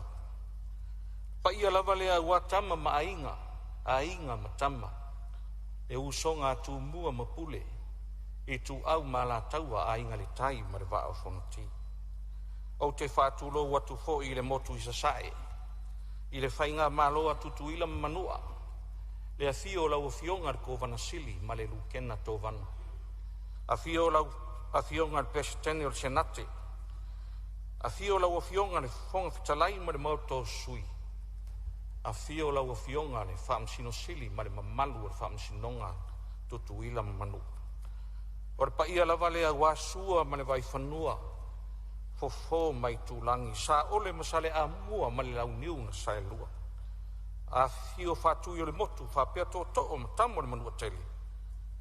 Ma le la au nā motas.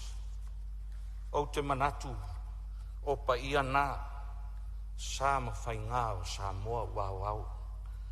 Mai lava le matai saua se ia pa ia ngalenga. O leo ta o to foi au se ia mai le moana. A wa tata foi maunga o sa la whai. E pe ona sa afi ai le mali atoa. Ua ta o tonga o se ia sa. Ia ta o to ia la le na a oi ai se seu le na aloa. A wa lewa to a pua o fia i loa. E pe o le whaiwa nai tua masanga. Ai tātou te whawhetaia le atua sili ese. I le nei tae au manino ma le tae au tutoa. Lewa tātou lau lua whisila whai ai le maota nei. Whai mai o le maota e malu lau tau ai le tō whai a inga ma tapa au. A o se upenga la unga fhoi a tō mua mapule. Whai mai le whai salamo. Lo ua ngā ngai. Ia wha manu watu ia Iova. A ua fhoi nei ngalo se me tasio ana me alofa. A ua le aso le ne ua whai Iova. Tātou te fia ma oli ai. Ina ua tau lau o le wha moe moe. Fo i lali vi inga i le atua. Ai whaatafa tō whai sili anga o na ngase lea, ave whaftu ngoto i so uwai vai. Ono manatu lea, se i o wafe ani, i si o tu malo e pele i le loto, whasale anga numera 5. I la o tō pule tō, lea o mwhai ai ono sau whai no fōa o le tato i tu malo, i le sau whai ngā Samoa. Le tapua inga fo'i, i whawhianga inga fo'i mo lātou whale tua. O lo no manu matala whauto, ma whaita talo, a wale manuia o si o tātou i tu malo. O tau pa ia mamalu e whaepa, e tua whasanga mau, e li lipi fo'i matialo longa. A wā manu o malo, wha malo le whaita talo. O te wha tu loa tu fo'i le pa ia o le aina sa tuala, malo wā fusuanga. Susu inga o le maupu, a fio alo wā fusuanga mlau susunga sua. Lala tai fo'i, mlai ulu na matua fitalai. Male ai malai male nofo aluma, male mamalu ya sanu murianga. Whawhilua e tu fo'i se unuu a sanga, ia fio lau fionga matawheo male ainga sa matawheo. Matua ia lua masaripatu, male fitalainga ia latu a vau. Whawhilua e tu fo'i se ua fio anga upua. E fio le aina sa tuala le maupu. Ia e mai se fo'i. Lala tai le mamalu, nofo ai tu ai ngā pule se li mali atua. Ia male mamalu, ia sare murianga. Pa ia ngā si o ta tu malo. Mai lava i fungale se unga se pa ia fungale mtofa. Ai whangfua ia so unofoanga ma ngalo so uleo i so whatau waa. Ai se whaleo lo anganga whaftai tele, leo tau whaia ia lea. Ua mwhai ai ona ona tasi le kutia ma le umele. I la o tautou whawhatupu sa tuala a inga mtapa au. Ea le nofo atoa i tula toa ma le au fuile loa. Leo o tangalo atusi lo tau au. A vea au. E momolia le tō wha ma le whautanga. A wā upu whai o malo. O la o tau pule lea. Ua tau ua tapani o malieo. Ua malie le wha aloana. Ai tapua i maia, o lea manuia whaiva lo o tau au auna. E ala i lo tau tapua inga. Te wha malulu atu fo'i pe a whai e sala le ngana. Ia sala ia wala, a wai poto le tau tai. Ai se se le ika. Lau fionga le fonga fitalai. O lea tau whai atu, se sao ia manu vao le nei fo'i tu malo.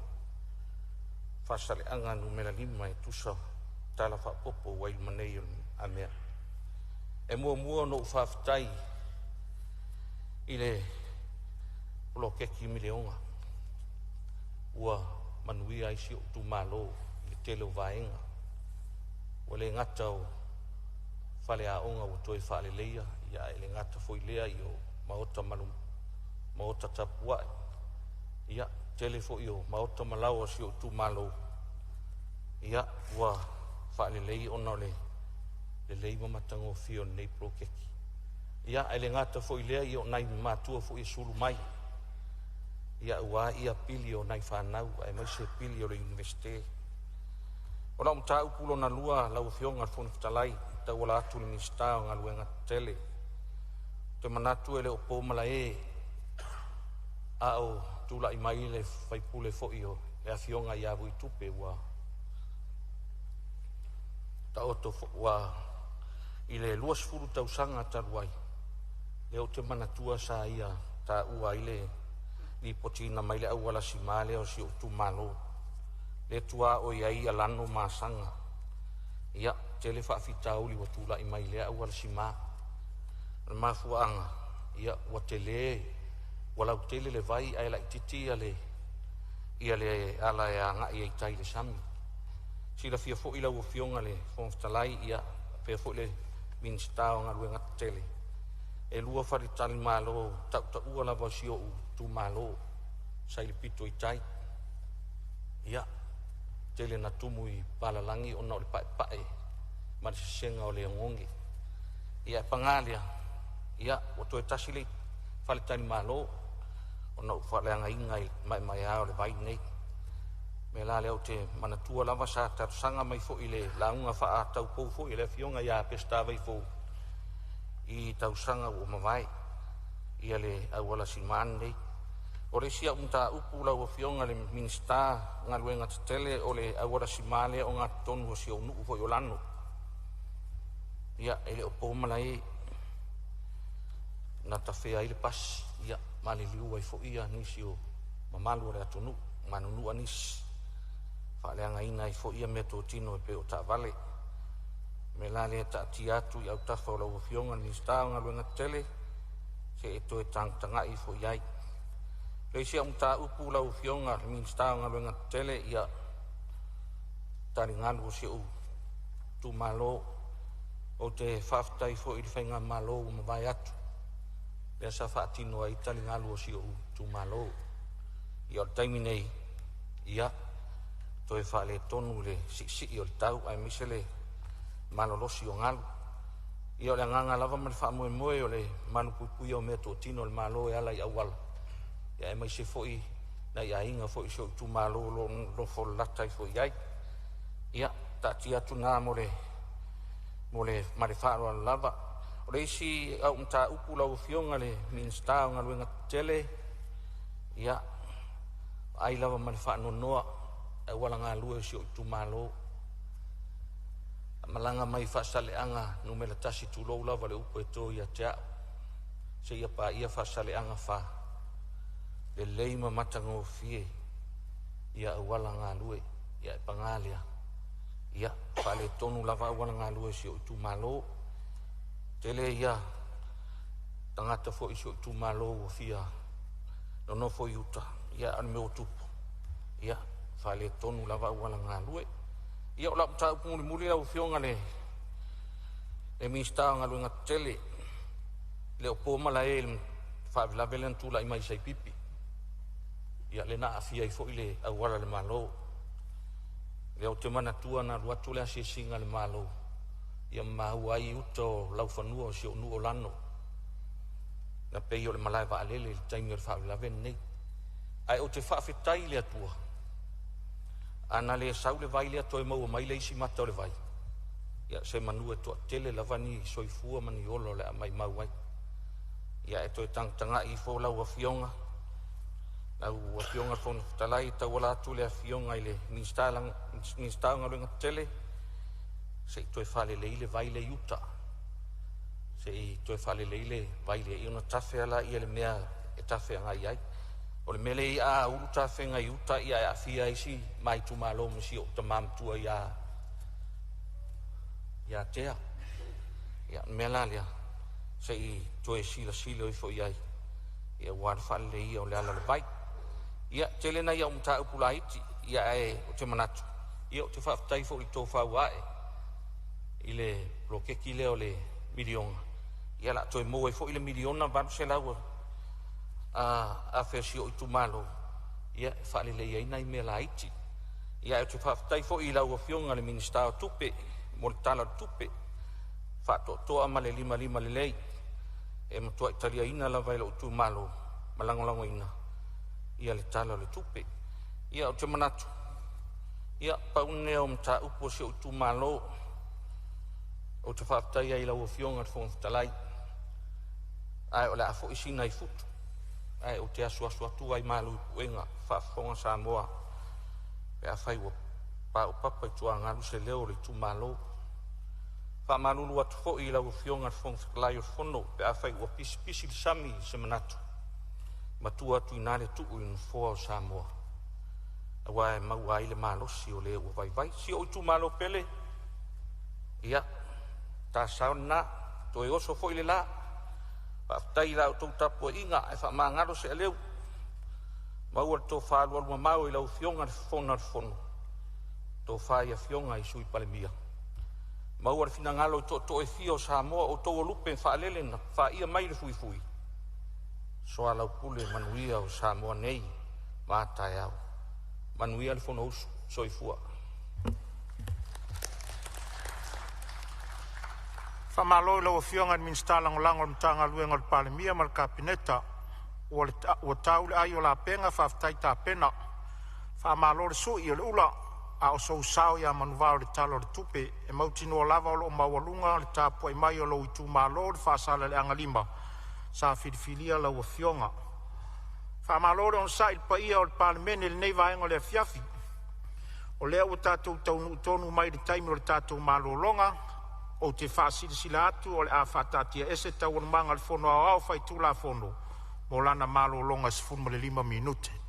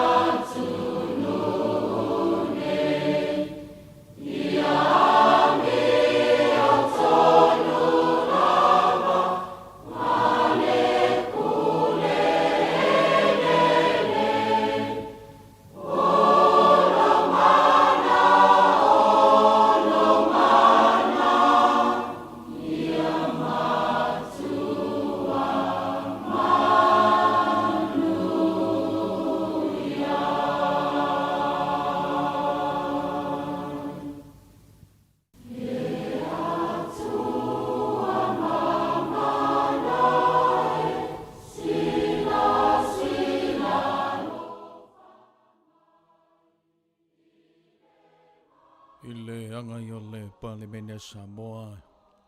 Pio ne hele malo longa o lana whonu tanga i le suma le mamidute. Watoi le wha malo i le wha whonga mafuta bai le chato wa tiro.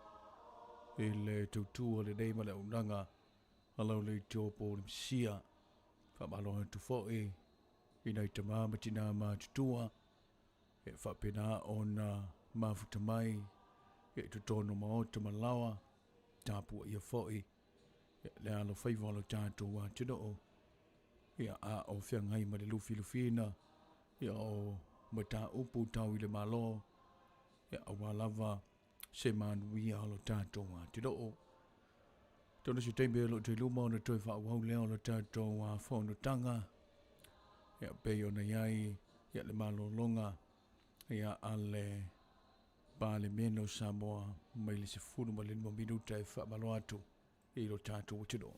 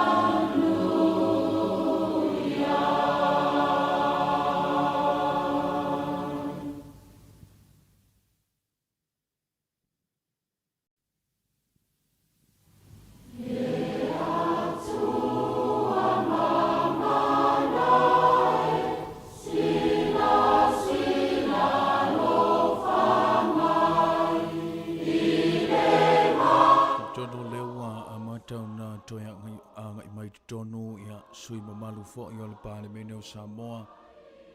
Ia peo nei lana malo longa I le se furu ma lima minute. Ia au le toi wha malo lava le tautua mana unanga lau le teo po le msia. I le tāpua inga lo tātou ha tino o. Ia au whia ngai fōi le pāle meno Samoa malana whono tanga. Ia awa lava le lufi lufina o mata upu. Awa se manuia o si o tātou ha tino o. Amano tu fōi nisi wa penao na mai moama mafuta mai I lunga le tātou YouTube channel peo de eile tautua mana unanga lau le tiopo le msia I nei sa valalo wha malo tu fōi I le mamano le tiro o fōi wha malo I le mau tu whono le pāle mene sui mamano uma I le wha malo losi fōi I le yaso I le whono tanga I le tala no ina lava I ha ma le pāsia ina Ia o le tala au tū. Ia e ala le ai se lene I po le tamau ainga. Alo tātou malo. Ia o le se teimio luma o na toi whaawina le o le tātou a whono tanga. Ia o anga tuai le pāle meno Samoa. I lana malo longa mo le se fulu ma le lima minuta.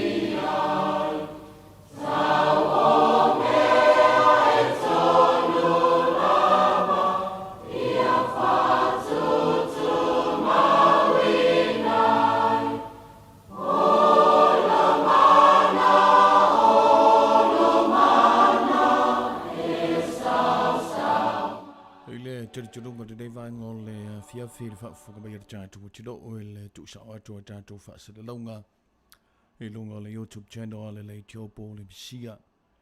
Le tiri churunga pe o na wapa ai atu ai o le ua toi anga mai maul whare mai le Parlemene o Samoa i le toi whaowina o whonotanga ua lava le lufi-lufina o nisio mata upu ma le tana roina e o le tala o tū o le se leni po le tamau a inga lo tātou a tino. E a elo toi mama fōi o na toi amatalia leo le whonotanga pe o na anga tuai le Parlemene ia ilana mano longa i le se furma le 5 minute toi whapano atu i le a tino e whapena o na mafuta mai e rei fōi vaenga o le a fiafi ia e le YouTube channel ia ale le tiopo le misia i nei sa lalo whabaro atu fōi ia e nei a tātou tangata no whapena na mai moa wafuta mai atu no mau na le whamanatu tau tuanda le saunga le mo ia e rei fōi vaenga o le a whiwhiringa te le tau tuanda launga gana ia i lunga o le tātou whasalunga tu sao whapena na awina atu rei fōi vaenga o le a fiafi se te belo tremo bao ia pe o na ngā solo mai ai mauru fale ia le Parlemene o Samoa a wale toi whaowina o ana whonotanga pe o na iai rei fo ia fiafia so loso mo le lua le rei o ke topa rei fo ia tu sanga lua afe lua se furu mo le 5 o le tebi le watia le tiopo le bisia po le tebi a Samoa le waiai le o se furu mo le ono minute le o te ai nei le tulai vai le whaafuka mai ale tātou wa tino tonu ia le la toi tu sao atu a tātou whasalunga ia a of anga mai ai sa o le Parlemene o Samoa i le toi whaawawina o le tala noaina e maiso le whonotanga o le nei fo i vaenga o le fiafi. Ia whatonu mea e whai ia whai atu na whono ia e awai mai ai tau o mea e tonu lava ia whatutu mawinai ola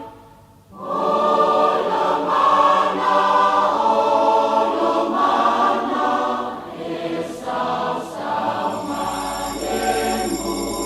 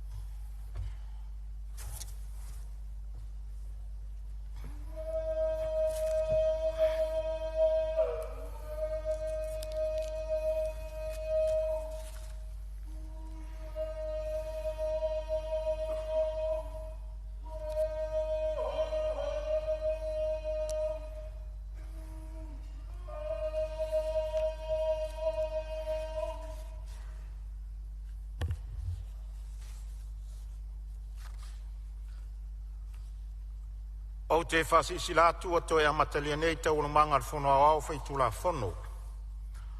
Whamalo le on sa il tātou mota, i el manatu o wha aunga ngase lava il tau mwhainga il tātou ngā ruenga. Whaftai whatoa toa, E whatatia ese taunumanga mo le malolonga ua mai a saunoa le suusfono mo whaasaleleanga numela 5. Ia o le avanoa lenei mo seisi sui mamalu e fia saunoa.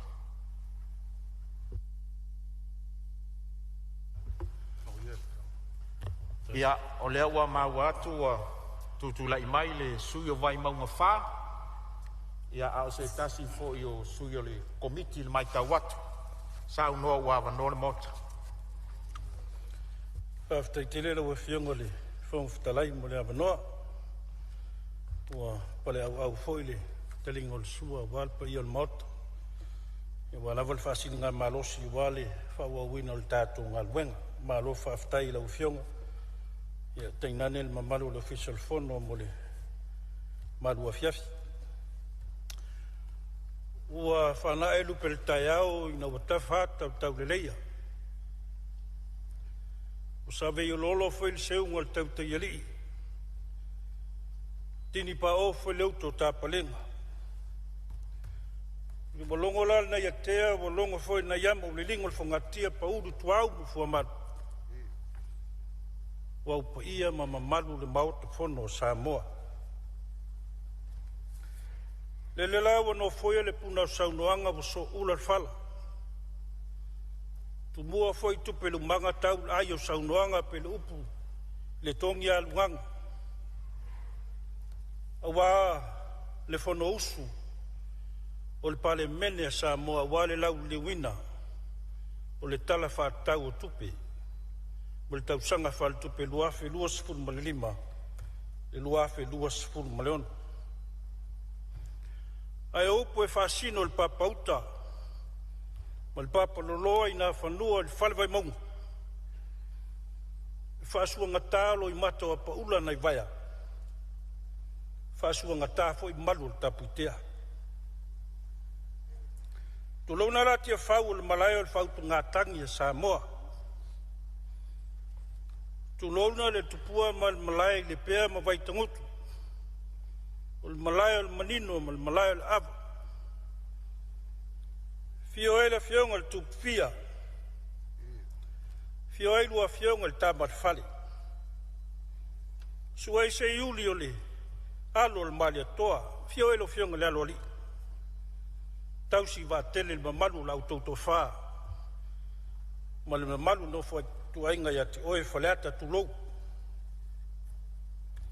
A le wha moe moe o taunu. O le la au leo le soifua. A vela le tātou whamua ma le whapolo le tapau le lagi.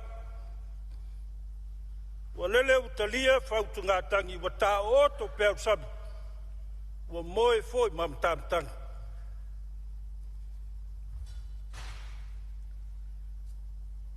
Tulauna la le maltawe o le whono au whai tula whono Samoa. Fio lau fionga le whongu whtalai.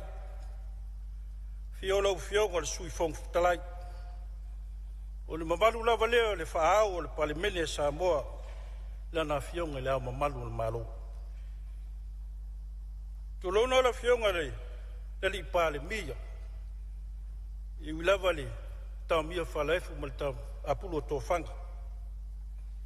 Tau sia le anga leo le tu e tauru tu e whaafoisia le soifua lau le leo lau fio. Tu lona lua, sa se lua fio ngai sui pale mia. Tu lona au taua fio ngai minsta sui mamalu o le kapeneta. Ma au taua fio ngai minsta langolang. Tu lona le fio lau fio ngai taitai le tuangai. O fionga sui taitai. Ia, tainane le nei tū. O loa ngai al tātou malo. Ia, whātulo wat foi. Fio lo fionga sa whapito. I un tātou le whātasi ne fiafi. Ia, al mamaru nai tū al maota. Le afi fio sui mamaru tūto tasi. Tuluna lau fionga le whailau tusi.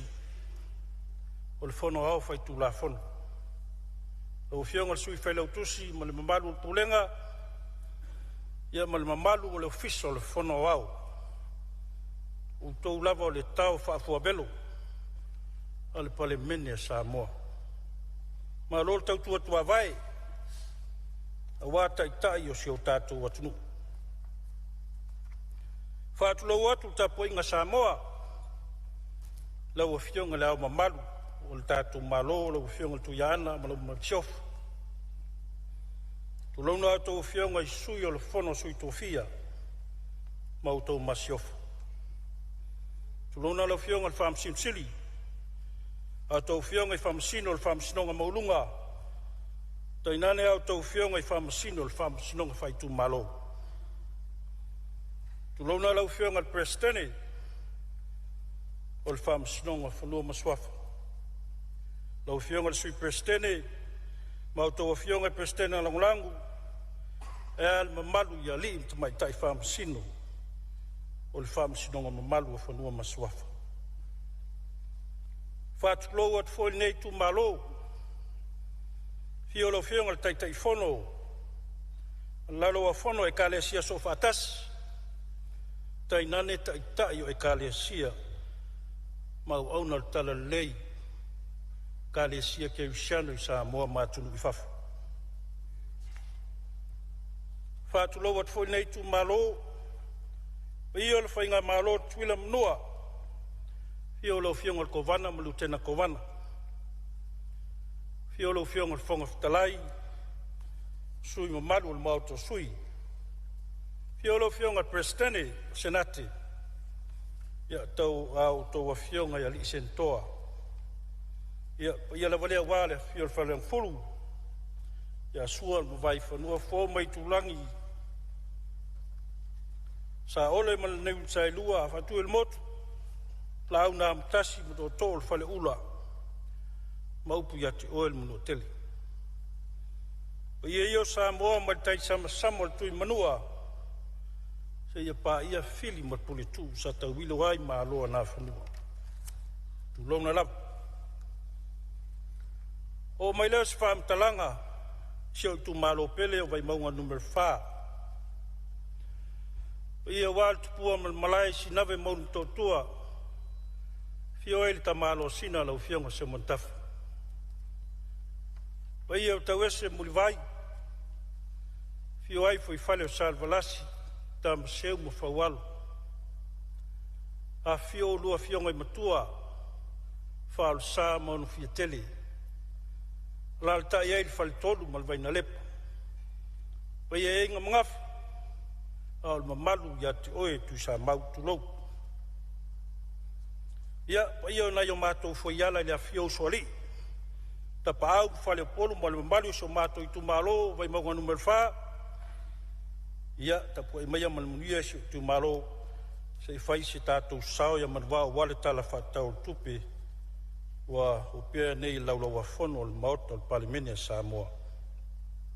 Mana tu foi lo fiong al fong tala yo le afia. I se tau talanga nei tu malo. Vai ngā wau te tele o tātou tala whātau tupe.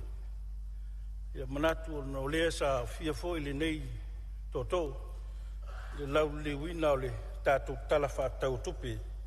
Pia on sa fi tai tunga yeila fia ngol tai whono mal malu komiti o tupe. Ina ne ngalo a fia si o na wau pe lawal manu lau ti o le tātou tāpenanga si o tu malo pele o vai maunganum wha. Awa no atu tusa mole manuia o tangata uma.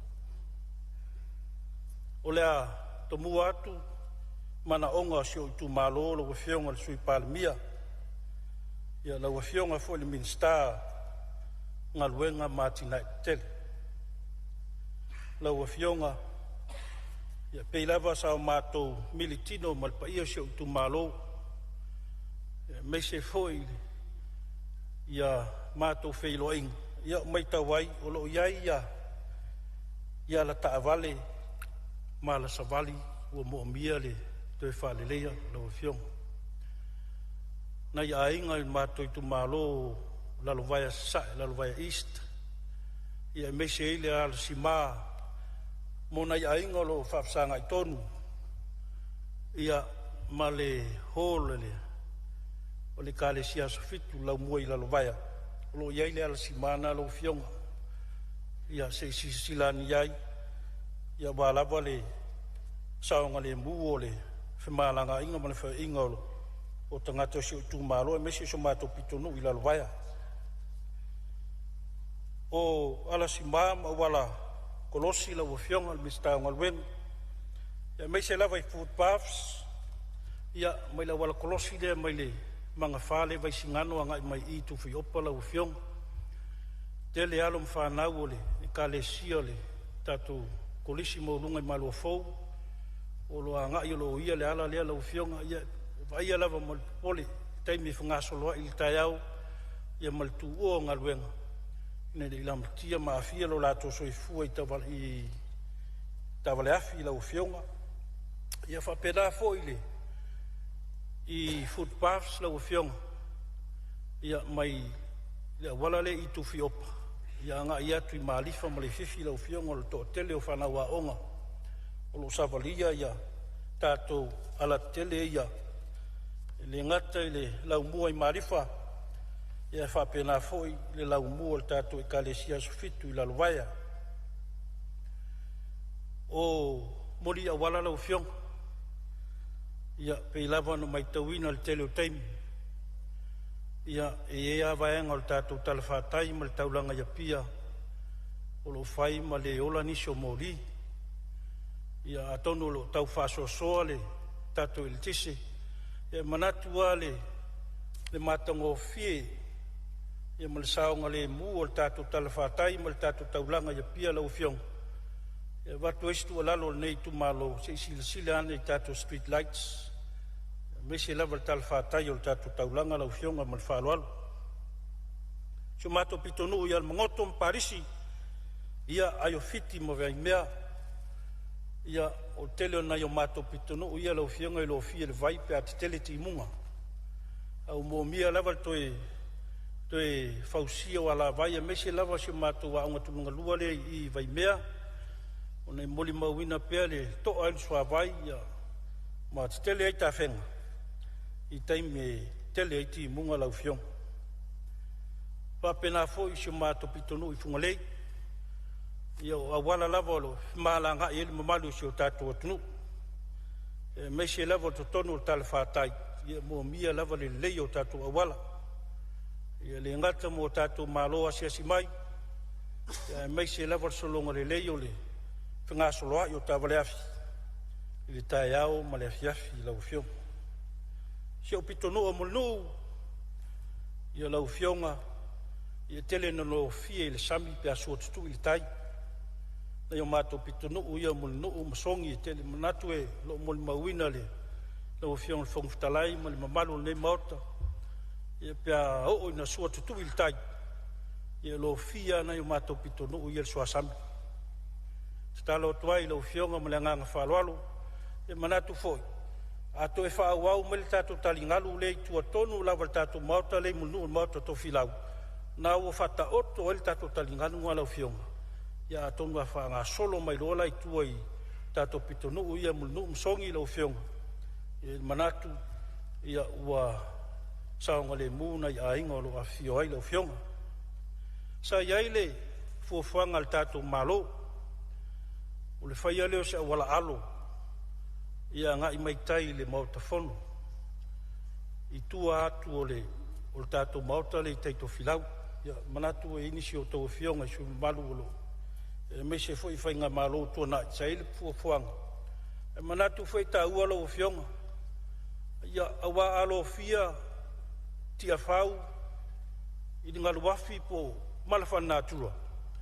Alo iai se awala e lo yesa wala e alo yail mamalu ele ngatai famsinonga ya tato parlemene ni meane wa lo fia sio tato atunu ile se malafa natura ya lo yesa wala alo mafaiona vabe no na kolosi mai I alo I vai toloa po I le pea e manatu saunga le mu e fe inga tavale wa ele na male ina lo fiong ile fe o ma yo tavale I savalalo Malea ngai mele funga lei lau fiong. E ta ua tuatu pestu walalo lau fionga. Il tato awala mal talingalu lea sumato pitonu lea munu. Ia sa whangai mas tato awala alo lau fiong. Ia ua matango fia tele lea mole. Le ngata mole tato palimene. e whaapea foi ia li al whamasnonga. Ia ana mai leo ole talo sanga nei tu malo lo fionga al mistao fanua mai ele. Fa malo fa ftai to finga lo fionga al mista fa mluele tu lo valawina. Ai ole nei talo sanga sio mato tu malo wa lo tau sanga. Sa fata oto at foi teleo finga malo tu nai. Ia sa yai foi le fa moe il na pa ingo tu nai. O mai ona fa ape ma vai ia fanua ma ele ia mato tu malo fa le monga. Bo ta va yala mangyang. Pita yane lo fiong. Ia lealta sanga sio mato no. Ia mal mato tu malo. Ia manatu ta ua foi le mato yai ona fanua tua yai le mato tu malo. Ia mesil ngalue ina o tato lau fanua mtua mauta mtua lawa. Meise foi tato ploketi leo le miliona.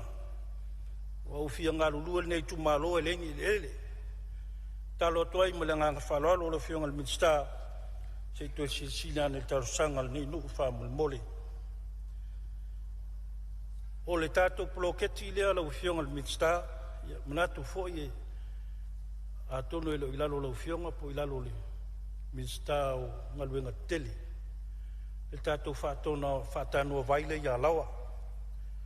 O manatu ta ua tele nei ploketi o wa tele so saniele.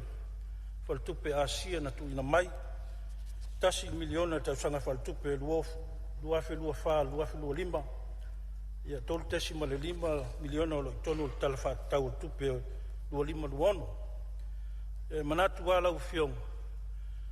O sio mato no talfa tai ya pia au na tele ti munga ma tele ta fenga e wa afia sio mato pitunu tonu wele upo fasino sio mato fia e au ta fenga e sel futia e vai singano a te tele ta fenga mai nga utale to sivi e lo fia umal nga tai fale ya mesil talfa tai pia lo fiong e manatu a tino mai le ploketi leo tato watertam e manatu lea saunga le mu ya mese foi o lea le to sa tia sio mato tu malo ile te tele o ta fenga malolonga lo fionga e mese lava o no ngafal mato du ya male tapena ina o tal fatai mo portail ta tom ta fanga le lumole faltal malo o sheften le black sand na ye ya pita yane lo fionga ya e mo mia lava le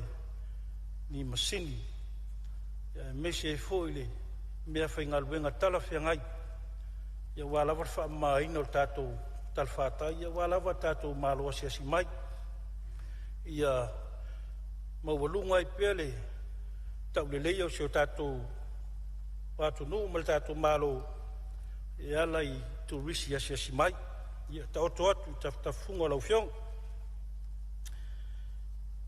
lau whionga o na saloto tele ya toto salatu langal ta upule fon fawai lo fiong al minsta ya lo fiong o mamana ma to tapoia tu yo faiva ya lo fangia lava le fa foina o tato fon fawai lo fiong ya manat yo so le yo tato ploketi dia ya pe tato ngalu fa tas fa tele o lewa la ngai suis fon ia fa pena fo tal sangal nei tu malo malanga faloalo lo fiongal mistawa onga ia fa manu ia tu nei tu malo lo tu lai mai o fiongal la un fausia ia manu ia telele al tu langa le pio no sa no fo ia le fiongal tu fiel mato fa la un fo sa le le sa no ngal fiongal tu fia mato ploketi le fa la un le pia primary le tala al machine fo lo fiong ia talo tuai ia onolo o mo miale le leio sota inga ia le o tato penga tuai lang ia wala valum fa nau matango fiel ploketi tino mai ia nai vaenga la iti lo fionga mo miale watu tu lalo lo fionga le mitsta ia silane ona so tu maloe e silia mar sfulta si yafe alum fa nau au le ngate le lau mua i malifa le lau mua i la lo vai le kalesia sfitu lau mua le whakasa le polisi malua fōu.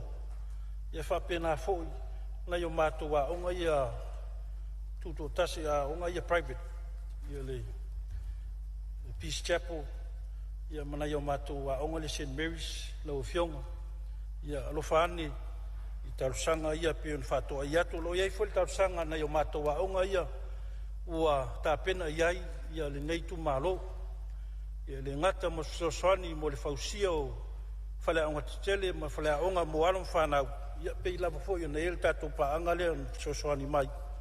Ia lea iai le mātou whale aonga le i le pea ma St. Therese. Whaftaitele lau whionga ia awale whamai eina o le tātou bloketi ia ma le whaaloalo. Ia lau whionga le minstau whamsinonga. Ia mole atu fo ile nganga whaftai ma le whamalo nei tu malo ilo walawina. Manuia le tula i mai o lau whionga le minstau. Ai o le tatalo ma le nganga maulalo. Ona sa iei talusanga le nei tu malo sa tu inatu ile malo tausi pa inga taluai. Ia pete iane ua le ungatasi wheli futia ma le umele tu sa i wheli talusanga le nei tu malo sa tu inatu.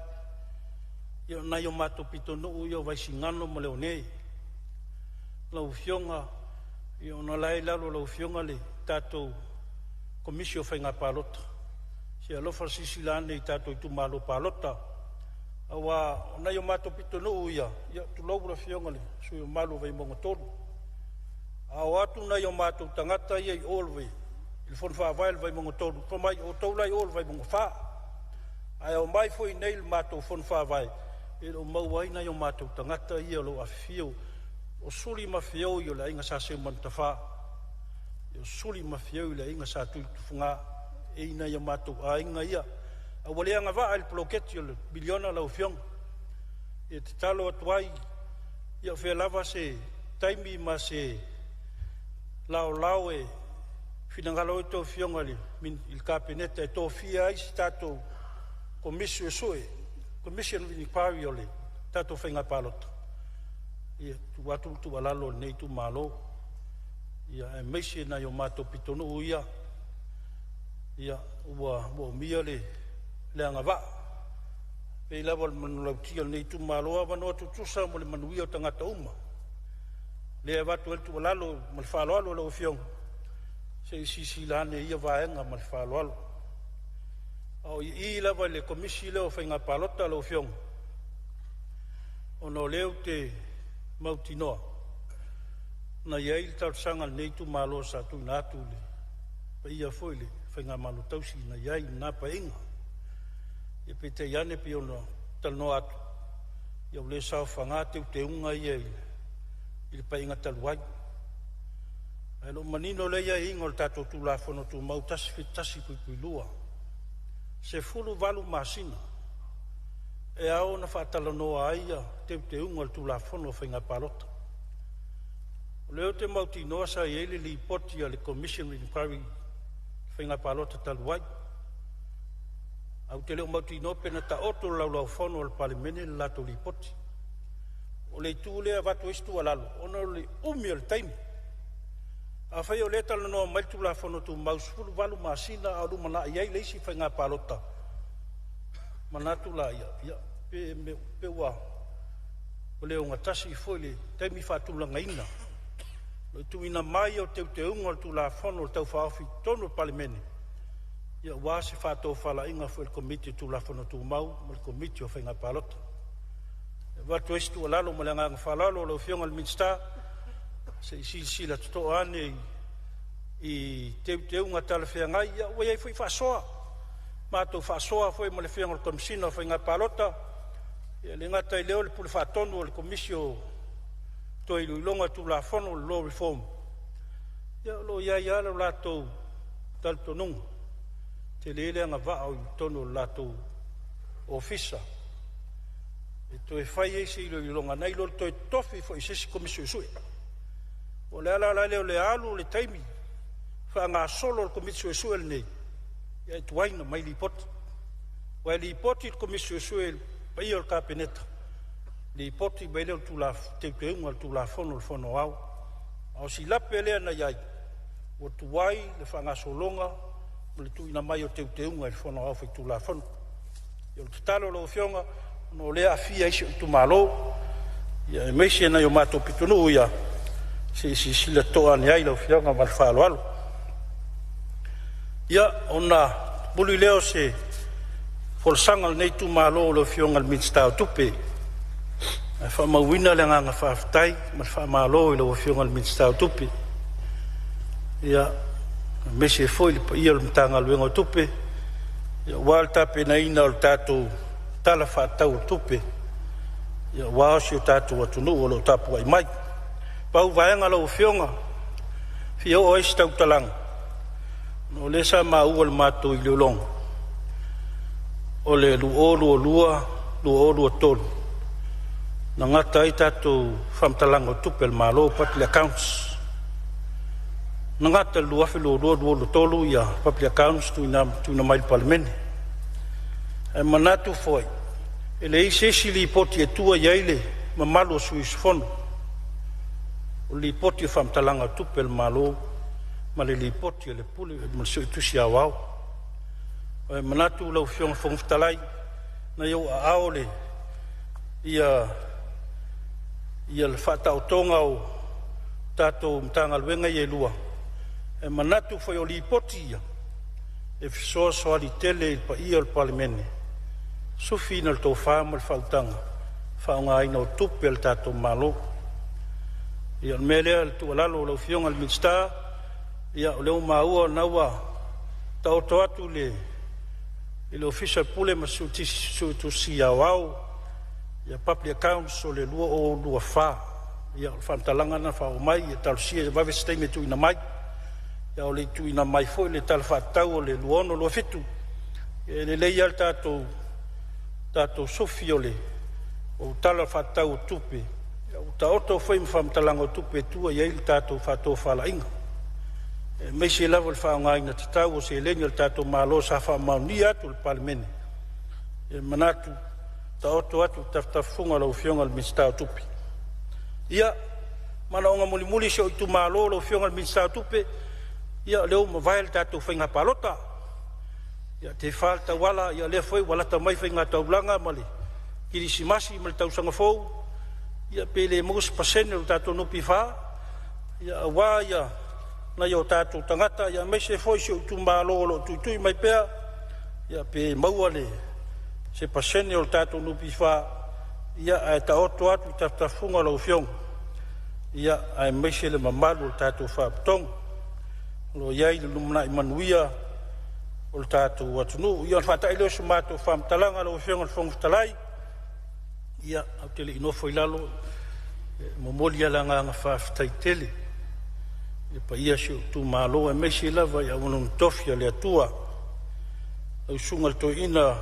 efu mal faltua ia hana ia mal malu tatu no fa fenga pulenga pia sifo ia fa taitalo ia so te mafa fenga lo sunga le fa fenga fo mai la tu la tai mal faltua ya lotu ia malota pua fa pena foi da yo matua pensione malolo man malo la uma falto ese mal faltua ia fa tai talo manuia i tatu fa moi ia lo sunga to ina fa tonu ya wa pesta mal faltua ya inga ia fa tai tele talo lo sunga to ina fa tonu ia so te mafa fenga to ina ya Christian aloli mal faltua mal ia le kalesia e faisa ia fa tele mortal sanga man la to sui ia so fa fenga ya saman yone mal faltua mal kalesia katoliko ta fusi la susunga ti akono fonti brown mal faltua ya shala mal ia le kalesia katoliko saleufi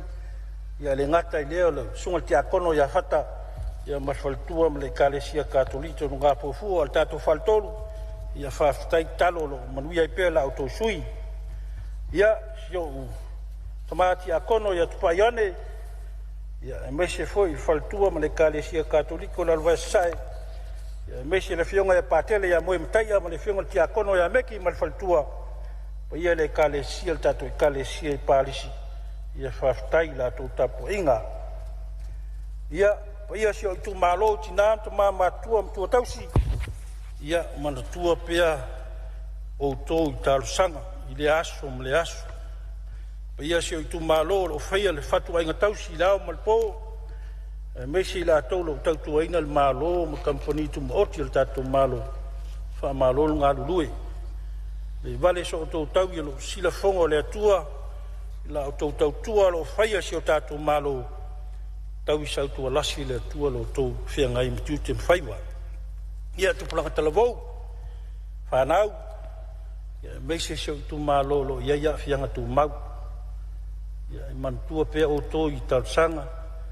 Ia mesi lava le lo tau tapo inga. Ia manu ia ila tau sui. Ia le whangaloina na yo ainga. Ia inga sa malitoa i sapari. Ia le ngata whuilea si mātou ainga leo tsua tele i mulwai safat. Ia si mātou ainga ia pia. Ia whawhtai tele lo tau wanga lelei. Whawhtai ono tau tarusanga. Ia manu ia ili wha moe la tau sui. Ia si au tō lua ma si au whanau. Ia whawhtai tele mo langlongina o tātou wha moe. Mesi si au tō lua. Ia ma si au whineo Grace. Ia si au kisimasi o na whaia tulele me alofa o le sui ia te utou. Ia mesi si au whanau o lo whiangai ma suenga whai o nei tausanga li paiaso lo manai. Ia anga le leile atu, anga le leile atu e whanau uma si o tato i tu malo. A matalia le vaiaso nei suenga whai o nisi o i o alom whanau o tato i tu malo. Ia whamanuia tele le atu o le whiangai ma suenga whai o nei tausanga. Whionga le teitei whono ma tato komiti ngā lulue. Si o komiti, wai monga whawhtai tele. Lau tau pule lea. Whawhtai mo lo tau langolango. Mesi lau tau tapo inga. Ia manu iei lo tātou wha moe moe.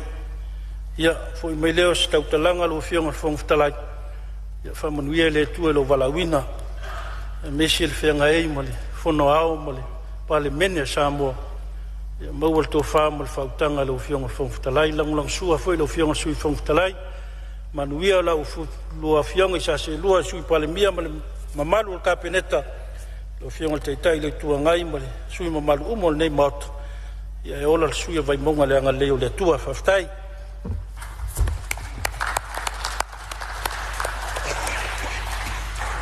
Ua whamalor sau no le sui na sei mai atu neri sau nuanga se tasi fo yo sui el komiti sa lau li liwina le tala whatau le tupe o lo whanga solo neilo na tala noina el maota. Whamanui atu le atua i lo walawina, whamanui a foi le atua le tu malolo o tapua i mai a wau whaiva. Ia alo te tala atu pea le awanoa inisi o sui e fia sa unoa ia wal tala whatau o tatou tupe.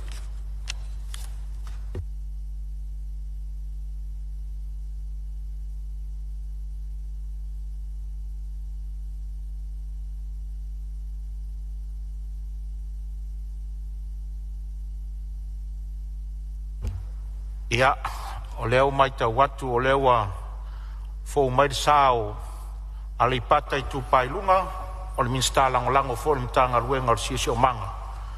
Ia sao noa ua avanoa le maota. Manuel sao noanga. O te whaftai atu lau whionga le whongwhtalai.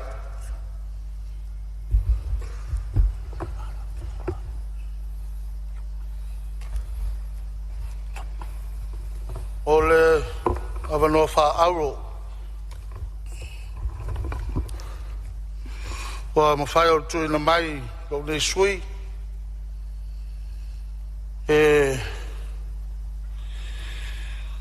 Ai ese sao, o lo tu malo, ele o ale pata i tu pailunga.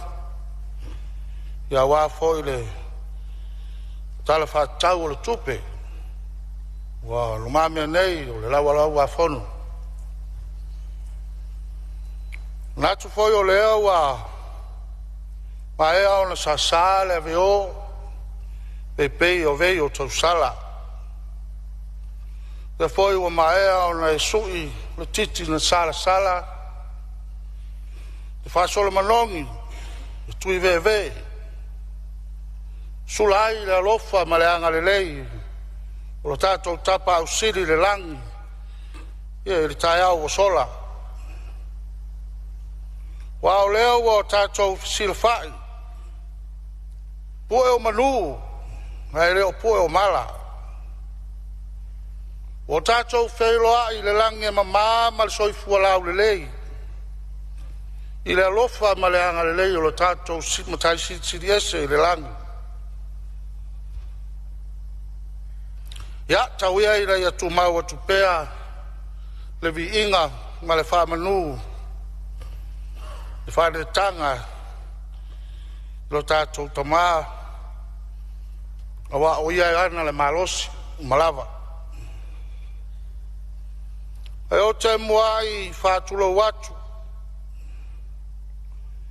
i le paia o le maota whono o le malo Samoa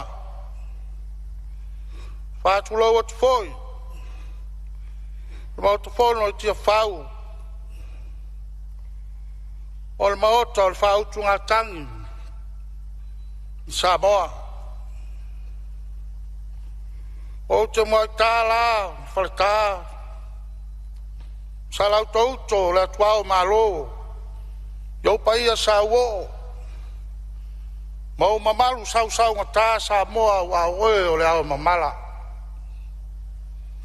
iau paia popo mau pale solo le amata mai le ana papa o le tai sama o le tui manua se ia pa ia le pula la ngoto si wa whanua i ala taua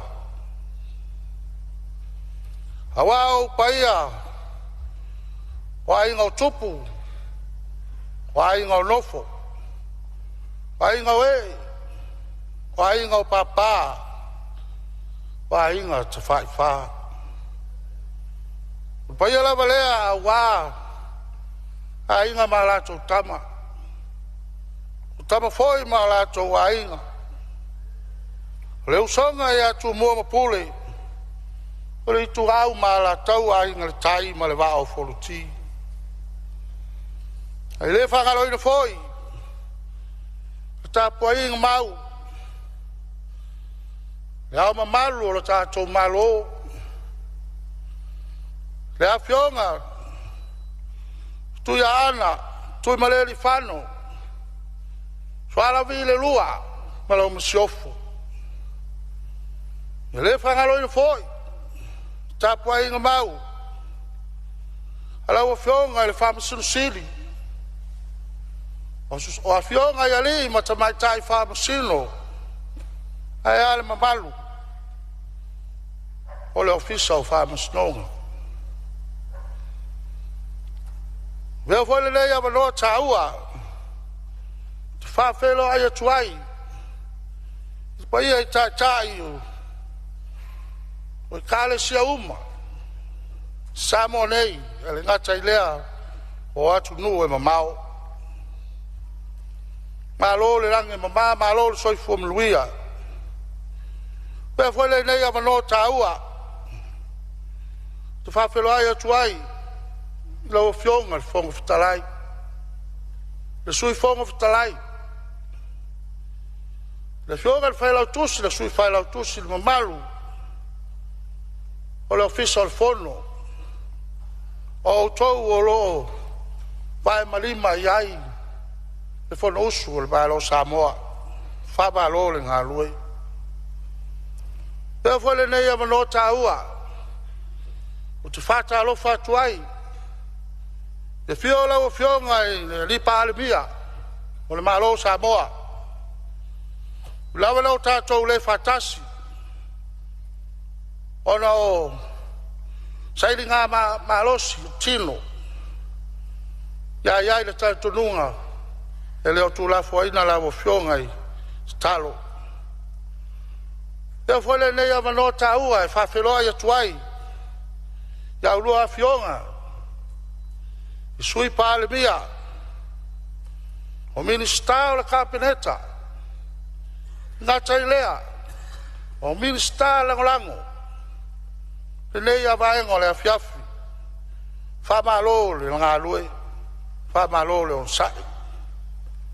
Vea foi le nei amano taua. Te whawheloa ia tuai. I tanga pula mo tanga luenga uma, malo Samoa. Ngā tailea, office city, pa office city langolango. O lau tau ngā luenga, o lo whapena, o na manuia ai, whaiva o Samoa, whawhetai. Ea foi le nei avanota. Ea foi le nei avanota ua. Fatu lima tuai. Le tapu ai ngamau, so tatou atunu. O tatou tamā matina matutua. O lo tui mai le muli al papa. Maula mai le muli la. A wale al faivo sa moa maranu palemini. Fa malo tapu ai. Fa fitai le nofo talo. Fa fitai I lau tau tapu inga. Pewale nei avanota aua. Te whapai atu ai, ma le nganga whaaloalo. Pa ia so tu malo, pele I le nganga. Ale pata, I tu pa I lunga.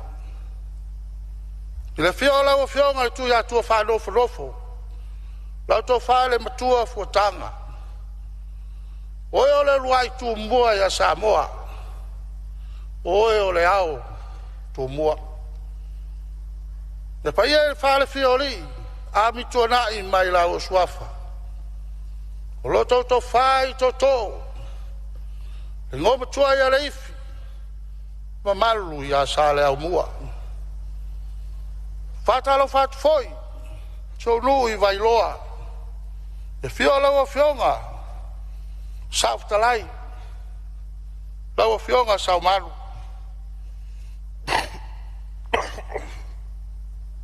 Su. Lau sunga le au maa vaenga. Fio. Le fale rima oli. Aya. Upu ya teo tuale boso. Malu ya sale le ali. O te whātaro whātu foi le nei vaenga o le afiafi. So nu pele o buru tautongia. Le fio le tama le malo. Lau a fionga sanga polu tele. Tama le ie. Fio lau tau fia tai ai. Tai ngane o le matua ya wharangai pupu. Ai ale mamalu ya te o saulu o fata. O whamalo o whawhitai. Whenga iai o lo tātou tunu. Ma le tātou whainga pālota. A lea wa au tau tusilima. Ma ua tōla au tau pule. I lo nei tangata whatau wā. E au na matau tua wā se o tātou mālo. Whawhitai tele I lau tau tāpua inga. Whawhitai le nofo talo. Moli fole nganga whawhitai. I au whanga wenga stofia le tua stono so tu malo. Tamā whai whiau. E sunga ia wa ai tua mal whatua. Le whangaro ina foi. Na wa fionga I le lisea mal tinao le whasinoti. Ia le whangaro ina foi. Lau sunga le whawhiangainga. Uru tautongia. Whamalo whawhitai. Whamalo le nofo talo. O lau tau talo. O lea wa e manui ai. E whamonga moe o seo tātou nu e peo. Seo tātou tuma o atu nu e peo na iai. Ia le whainga pālota. Ia no manatu le nei na wahenga o le fiafi. Lau o fionga le fongo whitarai. Si tau ma whai atu ia se. Sao le nei tu maloa wale. Tala whatau o le tā o le tupe o whatau tu nei nei o tu whonu. Mo mua o lau mamoli le nganga le whawhitai. Lau o whionga le tu mai tai min star. lau fionga mo pola sai ma tala manino tala tupi mo fai o fa tau toi na il mau fono pa o fa pena ona lau li wina ni nei vai ngo le fiaf pa tai ta pena pa lo le lava pale mo li fo le nga fa tai pa il comicio tupi fa pena o lo to na patia a wala tau ilo lino o tala tupi pe ono yai nei fa malo fa tai nga lui a yere la ngona ya e le yo tu sa atu se la ngona le nei tu malo a ni nai vaenga e o to atu e fia fa le leia pa o fonga fong talai fa mo atu le fa le mai la manu na to atu ta fa la o fonga minsta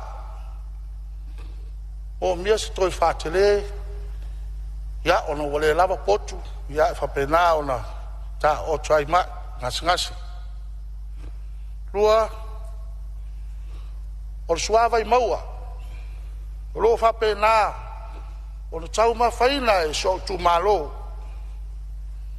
por sila fia la o fionga fong trai wal malo mota o mai tau ina wa tele suasami o suavai lea o lo tomo feina e so tu malo e tele suasami o lo yai pa o mai a foi o no tala no e la fionga lo ofisili ole ulenga suavai e ma o fa pena na mai na tu lalo il fa le ia o le vai ngal melea lo fionga mista e da fa ta tia tu ya tafa o le vaenga longa tolu la o fionga fo trai o tuta wa aonga ai lava si au maulalo le vaenga le I so mato tu malo ona fai o fale tonu o fale aonga ya wale lava foi ya fai aonga e le talo atu malanga va maulalo la o fionga minsta ya sei tautuana mo mia lava nai fai aonga ya I so mato tu malo o le ale lei fo le nao le a puti ya ma fa penao na fa so solo in manuia le aonga nai fa nau ya fai ato tu langa o maia o le no fa la o fonga fo trai ya o le tu tau fa toanga talo tu la o fonga le minsta ya o mia lava ni nai masini ya wal fa toina ya ole ba mutua e peona ya o talo I tu ai so tu malo o talo numero tasare ya Samoa le ano le talo o lo winga sta una ave o mo ya le fa mo muale ale fionga minsta ya a wal fa le dia ne ya fa pena ona a manuia ya ona fa pena foi lo na manuia ia le tau mawhainga sa tātou mtanga luenga perea talo atu la o fionga minsta ya alo fungia o ni nai masin o leo toa ngā fatia ni nei vai tau ya o le ngata fo ilea ya o uti foi ya tupulanga la vaoa fa pena ona tele na fai malangatu ya tu nuwe mau ya wa ya tātou por calamine la soi berea ya talo atu la o fionga le minsta ya se utoginane le vaenga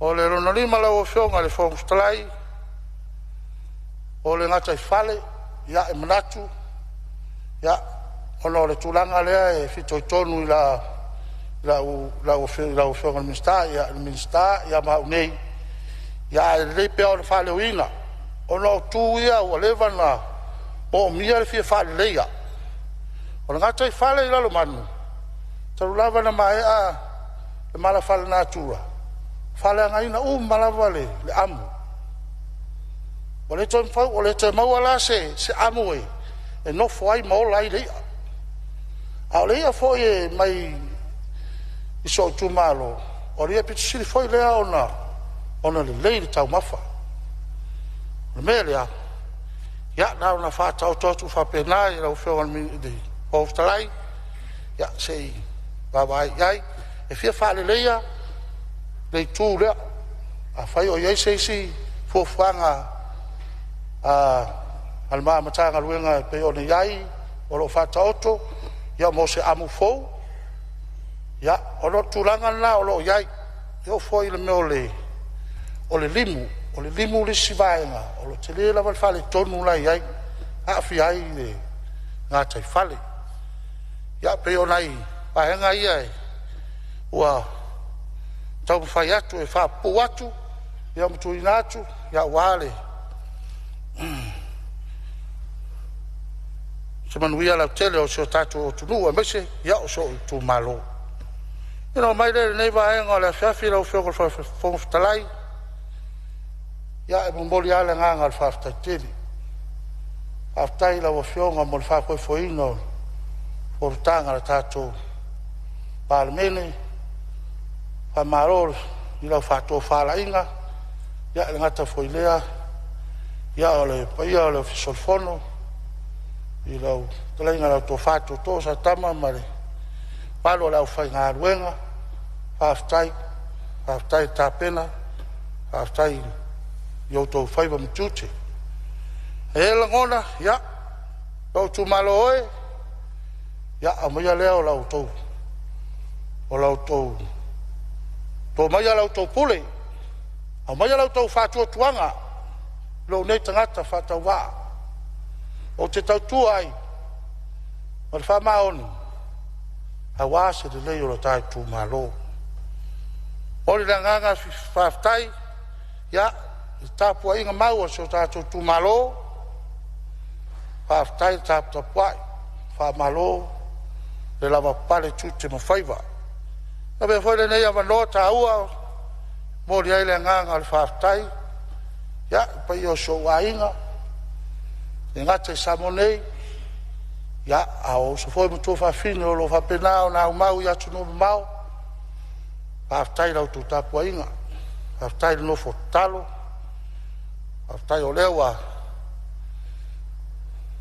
faasosolo ia fuafuaga ia faapena foʻi o tute ma faiva pei ona outou tapuaʻi mai ai moli foi le agaga o le faafetai nei vaega le fiafi ia i seʻu tolopele me saʻufanau ia o loo taputapuai mai faafetai tapuaʻi faafetai le nofo tatalo ia le faaaiga so tumālō faafetai i lautou polotō faafetai ona o lautou faaloalo o lautou fatupu ma lautou faatamālii o te leseina ina i lelea te le paleina foʻi ae o le a teu i le vā o loo fatu ma loo mamā e lē toe galo ia faataʻi lea ma se lea o lenei vaega o le afiafi lau feoga le faafetalai aga lelei le atua toe taimi o le folotaga le palemene ia lage mamae paia o usufonouma le tatou mota lage mamā foʻi ia paia e laufaigaluega le mālō o loo faina tatou faatasi nei afiafi ia uola le lofa ma le aga leo le atua soifua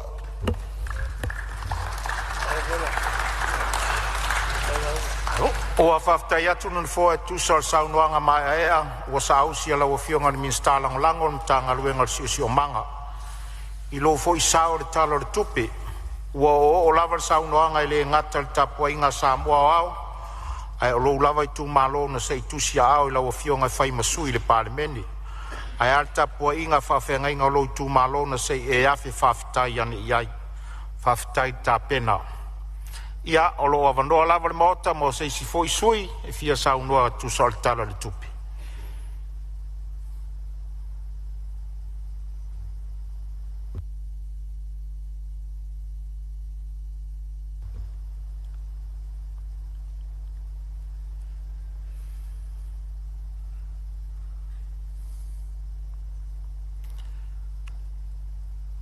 Ia, alo avatu lava le avangoa ele no foa, tu sai fo yo suis fono le tato parlemene, ele ai fo i se a faina i sui al committee, ia e ta oto atu lava le utu tai fono e wha mai e ina mai le taimi muli muli, a le mau o le avanoa, ia o se me whai ngatalea, o la alafo atu lava ia te utou, a mai se fo inisi o sui ele i o atu ia ele wha solonga.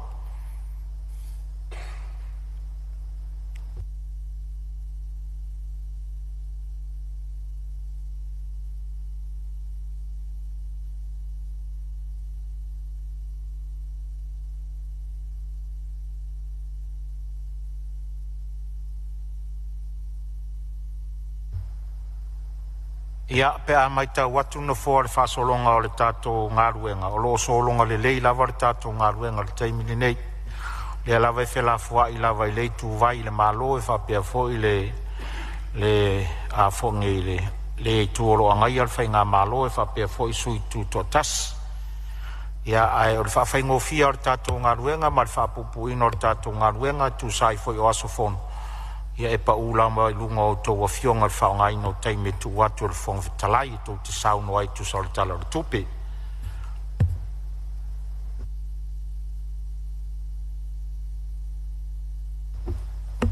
Ia, o leo mata watu o leo wa fōu mari saoli. O se tasi fōi leo sui el committee, ia lea fionga le sui sfono samtau fale la tai. Ia sauno ia ia manuia le saunoanga.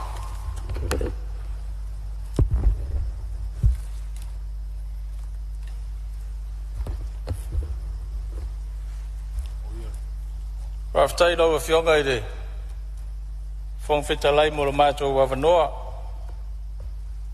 Manatu foi wa bela le fala alu nei aso fa au ngase la wa fionga ma le tātou parlemene. Ona e leo le manatu e le anga o lou sui e leo se sui tau pou ia a wa umono fai poipo parlemene pa ia inga rente nei o la ule la unga la fa tau pou manatu ai o pa ia ma mamalu ole ta fatolu fi fa tau ngai o le malo le parlemene o le pulenga ia fa pe foi le fa masinonga ia ma fa ao le malo ia ole anu nu tu ia fa tini o tau sala e tari tonu wa longo i longo a wa alu fol ne yaso o sau no ia sui mamalu yo na yele tato fontanga ne yaso fa pele se manatu ia fa pito au ngafa se fa matalanga jo jumalo fa la tai masa matau ile pa iole a fiole to faoli a fio me mangafa ya fio foile ma puor tu ya ana a fio alo tamarelangi ya ala la taide mamalu ya te oile moenga e fa pe voice o nu o fa la tai e pa ia de ya fio le fa fito la inga tawa ana o le ate atanga loa ia fa pe foi le fio fa savalu ma lo na inga ya sa lu ma va i pe ia fio asima tama tausala ale ta usoli ia fa pe foi le fio le matua ya ton mai vao ia ai tai nane foi le fio ta i vao na fa fia ia le inga tawana ayari tapu inga ala utama inga tama le inga tawa ana le fionga ile tui male li fano ia wa veni ma mamalu malo man masiofo te fia fa nga ina fonne ya no e moni atuaia fa maisenga ile tua yo le malo ile fionga ile adi matua Le fionga i whaaloa longa ia lupe matasila tari tonu. O le tai fono foi. O le paia i le whaarewha ma le tātou nui ma tāutu. Tulona le ngā solo au ma le tōre timu. I le paia o le wharefitu o le ainga taua ana. Tulona foi le langia o mauta e fia. Ia ai tai nane foi o le ta ape o papa. I le fionga i le tui maleli i whano. Awa usuia foi le fono i pata o tuo maunga. Ia lala tai ai. O nganu e whai a whale la tai. Ma le tangata o le vavau. Vai o no fofia. Ma le tula o salongo. Awa fionga le fonfetalai. Ia o te fia whaunga ina ne ia manoa. Moli atu le anganga whaftai tele si o tu malo. Whale la tai ma sa matau. Si o nui sa matau. Whaftai lau tō pule wa tō. Leo o tō tusi a ao ma. Au mai foi le avanoa lo na lua. Ia o te no foi e no fōr tātou tu malo nei foi paia inga lo na sifurvaru. Mori atu le anganga whaftai tele. Ele I whaingo fie ele tātou whidwhidinga. Ia e sa te talo foi lau whainga aluenga pa ia le atua. Ia mau tātou ngā ruru e whatas. Ia o lewa tau nua il manuia le tātou whainga whidwhidinga. Mere mori atu le anganga whaftai tele. A peo foi seo nui mata utu. Whaftai tele lau tō wha ma le whautanga. Lo tō wha ina o le awauna whatau waa. Ia e wha ua le. Nei foi paia inga lon se furu valu. O le upomoni e peo na sira fia. E tūlanga sa ele tātou tāpenanga ma le. Whaatino ina o le tātou whainga whidwhidinga. Ia le ea se whaiwai asa ma se mau. Ma e tonu fore tangata I lona fina ngalo. O le tātou nuu e Paulo le nuu ia Samoa atoa. Ia e mamalula na fionga tūtasi. A tele foi whamatalanga I lunga o le ea. E winga le a fionga tūtasi o le tātou nuu. Ai e yelo taritonunga. Tofia ele tua Samoa e pule matai. Ave ia ile fatua tuanga a inga taitas. O le whiringa foi o le tō whama le whautanga ru tātou nu. Ia opu masani. Sama se mango sa iri le tai se anga wā. Sa iri le wāo se mataria. A tasi le whiringa ru tātou nu. Ia o le mele loi nu mau popo. E leo se a fionga tūtasi e whamata o ises. A le a fionga tūtasi e mawere mau poponga. Masa iri malo ai. Ia peo na sapi elo tātou nu ri telo tausanga. Le melea ia momori atu le whamalo ma le whaftai. A o le lui foi lea. I le sao whainga. A le tātou a fionga tūtasi. Ia o tātou sila I le atua. Ia whaia pela nā mio tonu I temi uma. A wā mai ai tātou le whātua tuanga. Ia ware tau singa le leo le tātou nu melea. Ia momori atu le nganga whaftai tele. A lau a fionga le whonwhetalai. Ia nauna ofa manatu mana onga o sio tu malo. Pe lava ona ia nā tau sanga ua paia inga o mawai atu. E nā ona mātou tau longo ia matu atu pe le malo. Mana onga nei tu malo. lawa fionga ile minsta o ngā ruenga. O lawa fionga fo ile sui pān mia. Tele mana onga nei tu malo sa tu inatu ile minsta pa inga o tuna yatu. Petai o le tele o mele I whatinoina. O le awala si maoro I mata nofo. I tono lo e papa ao ele ao mamadu o le malo. Ai a sila la wa fionga ma le whainga malo le tūranga o ele ala si mārea. Wa lewa o na ngau, ma ua le saonga le mū, mo le whaimala ngai o le ngata o tangata o sio utu malo. Ia ai whapea foi le mamadu o le atunu fe whaafio ai.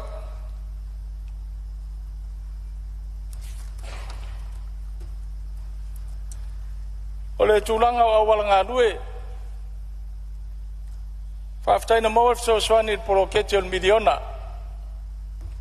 Sa tau whaalau le lei ai le tele o awala ngā lue nei tu malo. Pei foi ona si la fia. Tasi nei tu malo e malo si fai fatoanga.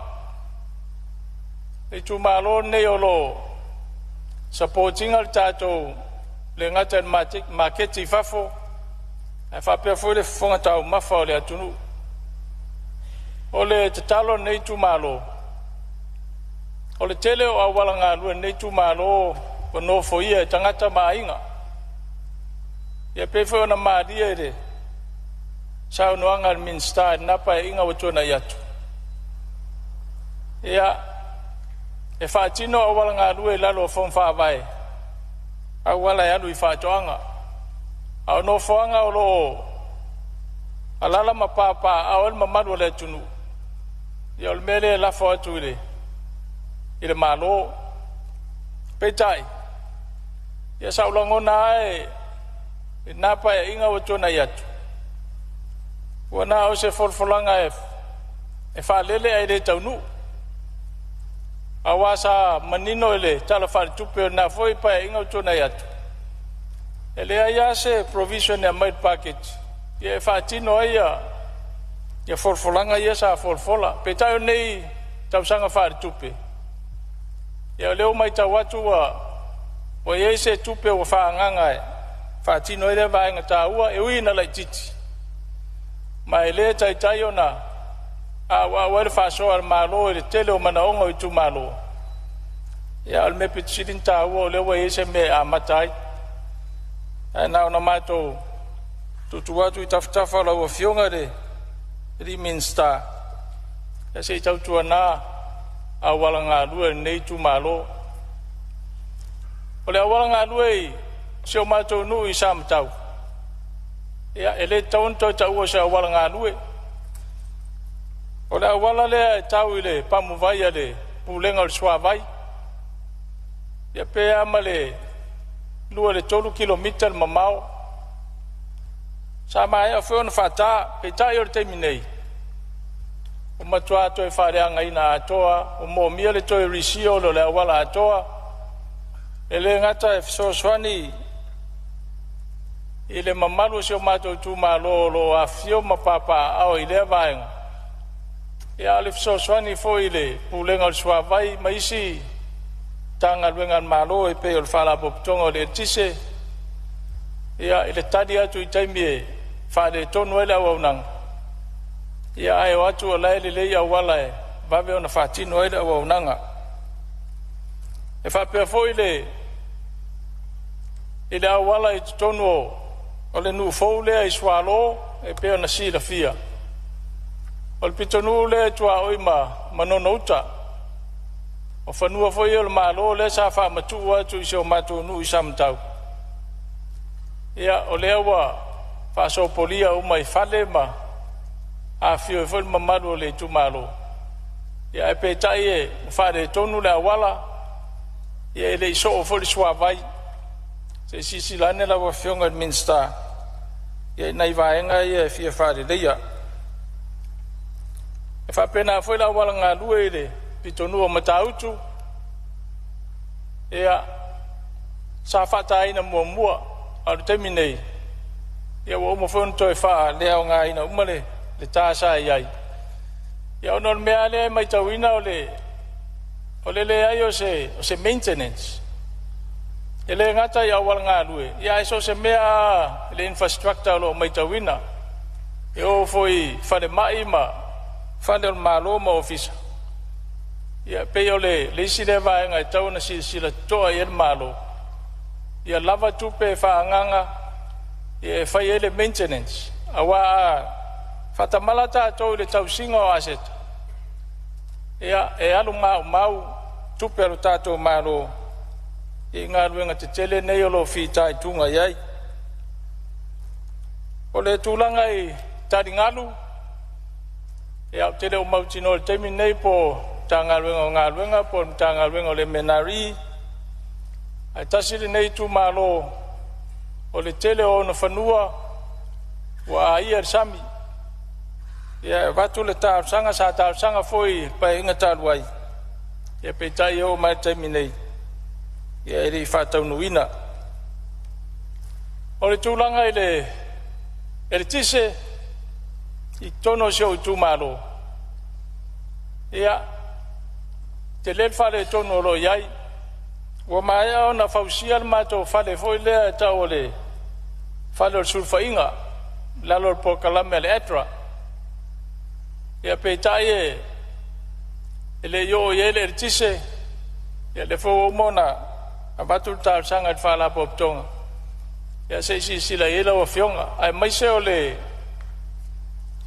vaenga tonu le fai asi vai telo le tise uma fona di poti de fala poptonga ya o ta dia pe se la tonga luenga fa de leia ai mai se ole tulanga ole yet fale a onga ida wala le ya o tele na fale anga ina ya machine computers ia air condition po e malulu ia fa pe foi maritele o appliances ya no de tise ia ono le vai tele o le tise vai nga le o so matunu ma le tu malo na o mai le ai a fionga min star so fu malo loina ia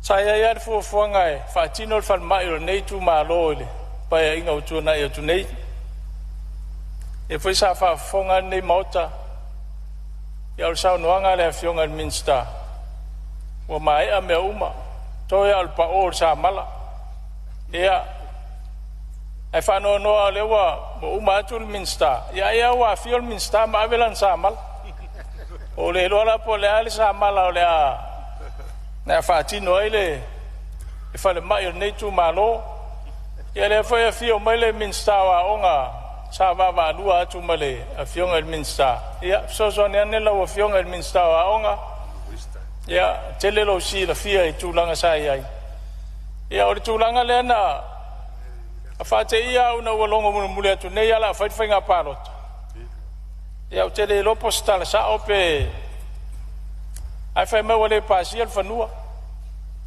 ia al me foi tat fa no o le levanta ulangi ole o le fa mai o so tu malo mo foi na la tu asi singa ia e ola fa parota fa me wale fa no fa e pasi al fanua ia lewa na o tu sia tu la o fionga el minsta a fa wale pasi al fanua ia lua isi fanua na wa fa lo tu la o fionga ia se e silsila ia mole fa tau no ina nei a poroket taua ona e taua telele fa mai mo se tu malo wa le ngata le mamau i tua ia am fa fona so ni nisi nu tu tua oi o batu lewa o mana ia le progress ole o le fa mai ia fangam fa tsela ia fa fetai o tele tau fale anga tu va anga le ona le anga fa ftai am fa foi lana a mata malenga luenga fa la time sa mtau ia wa mana ia tele malenga fa lolo o le si tu e bai tawina tu lole o tu malenga ngana o mo me o fale ui po fale le taua ele ngata I tono fal mai ai so se mea tono lo official malo e wa foi mauta malao e tono tato ai mai tawina le te leo fa le tonu le a ole tu alalo nei tu malo a pe a fase por kalame le official so fu malo loina ma komite tina e tono nu mala fang ai una il fa fita uli le na e mafayo na foia awai ole tato te moli mawina umala po le ale ma na yo se fale wo mo na fai ele mafayo na tausia le yo tato tangata yo ai official malo le foi sa fatino il fai nga malo le tau pipi le si vai tau fai a se singa I fale le tau ya awa uma tfo na po kala me mana ya a yelo tantonunga a mata mai tutono a inga fa solo ange ya onga tulanga lua ya mangai mai korisi e tato teleto e popole tulanga o fale ui le numanai o se tu alalo na ni tu malo ya tau tu anale so I fu malo loina ona wo mai le bin style le menari ya wo mai a foi ona lo fionga le o vitalai Ia, whamaruru atu suolo saunolo I whawila vea tula mai lo fionga min stau. aftai mo la Tupe maua.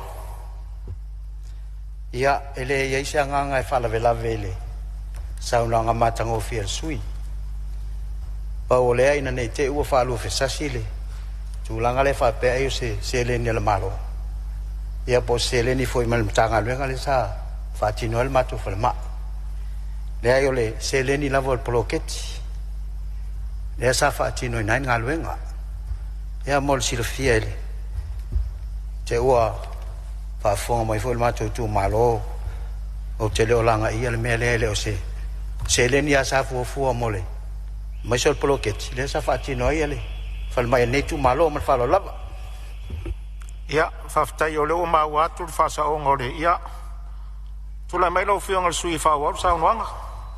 ya mole tu le ngang faftai le fionga minsta le o te le faitio lana fal mai ole sa faftai de malo ai faftai vo le o mala malama e se le mata la lau fonu fa vai malo le atina ona wo mai le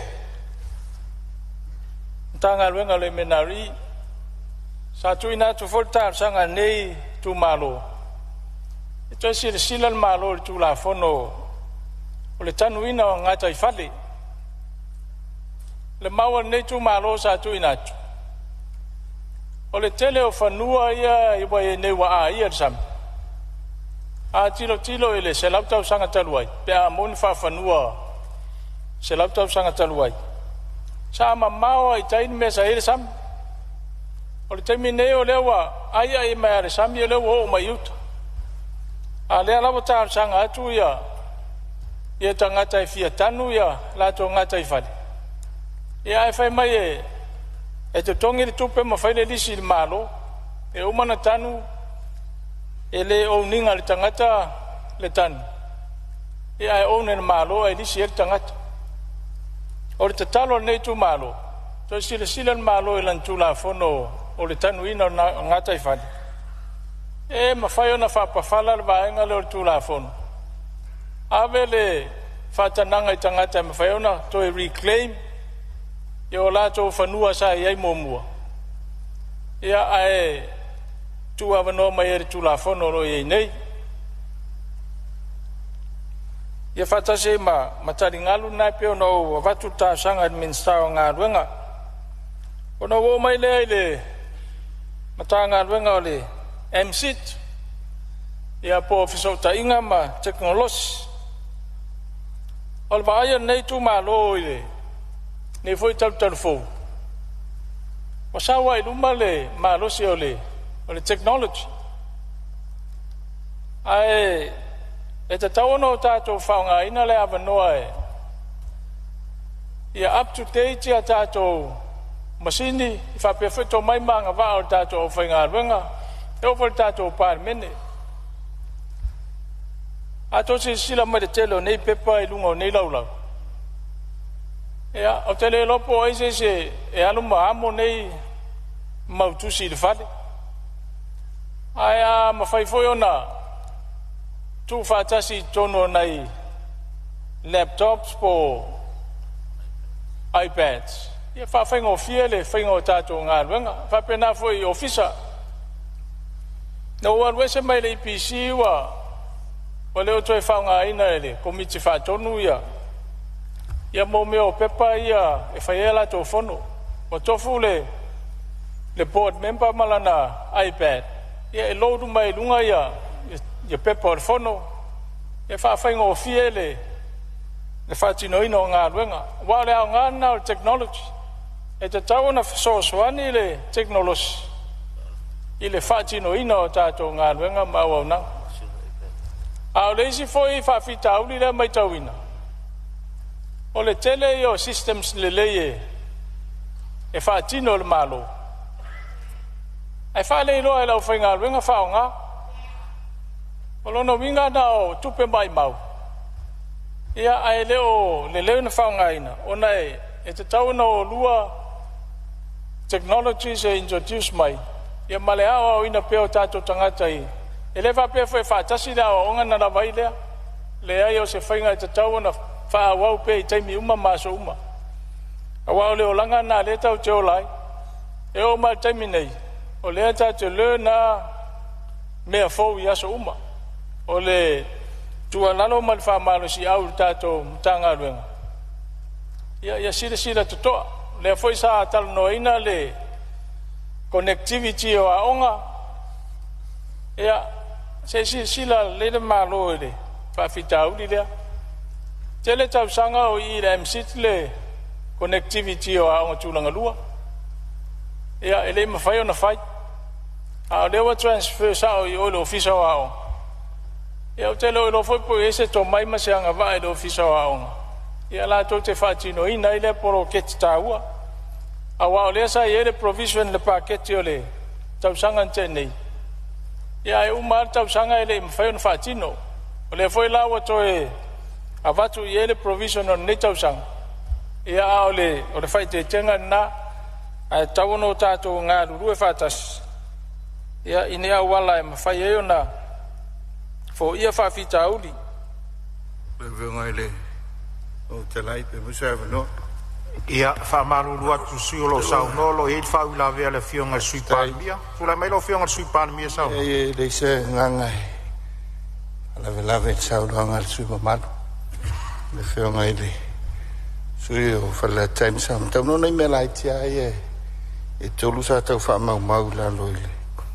sau nganga le tulanga o tanu le sam ai ran sau non e fa pa fala le tulafon o se fier suie le ma fa ina fa pa fala se tulafon se longa e sui tulafon e ona fai le e le fati no le tule na vaenga e me se mo systems te no mo systems e walu lunga technology o tulanga la e le tulanga te ICT o le si le vaenga sa te tiro e whainga malo ona wa outsource matatu ia vavela na suite technology ia whapena fwy ona mana o mia fwy tatu company ai telefoni na suite system ona winga na o whainga malo e tauna na tele tupe e so ni ai tulanga lea e man me muri la titia la lea lo whionga ile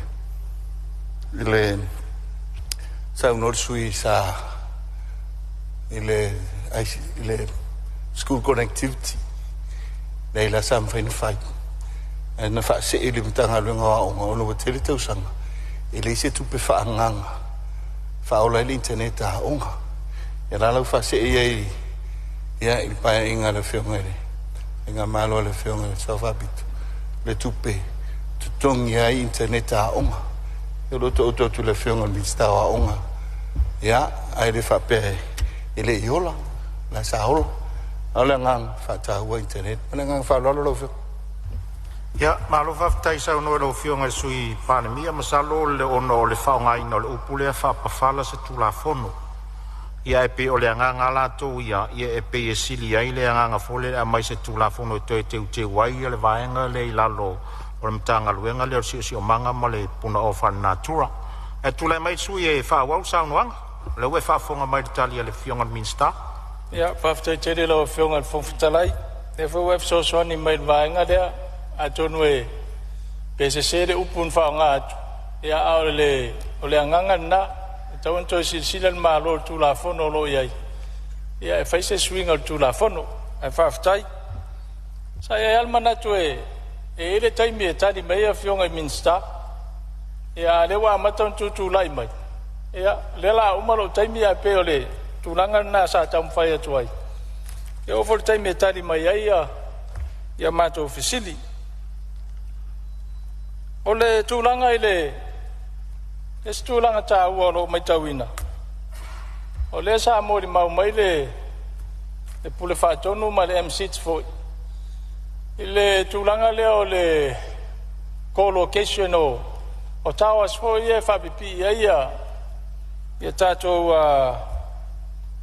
masini fo ye mo so tainga ya wa mana ya le voice step ta wa fatino ai pawale me tauna sila fo yere malo awalo ilonga na solve fa fita uli dia ile o coverage fo le fo tato wo fa ile co-location le o towers po ina ia mafaiona share fo ye service providers pe na yere Vodafone male titisao ye fa pe fo male broadband and malo ia ai le o to 5 minute sui o lo saunoa e leo mafaiana fo ia fa fitauli ai tauna silsilan malo awa o atu i vaenga o le ile blind spots fo le fulu ile so tainga ia ele isa company telefoni mfainalo e faipa ilo ele intanga tai nama le mo se tupe ia na i vaenga ia tauna va ia malo ia isa wala mfaina fo ia ona wo mai le ile matanga luenga ta longa ya nawe na ta sanga ne tu malo muson malata alo ya si le wo fionga de minsta ya Mosef Sosoni foi na ti na ta lenia alo fa nawe ne tu malo ole tulanga mai tawina ile telo matanga luenga malo tele yo avanoa ile fa tumbua ma tasi dea vaenga tauna silsila ile mo miele yo tanga tafainga luenga fa tino ina nga luenga malo asile sila fo ile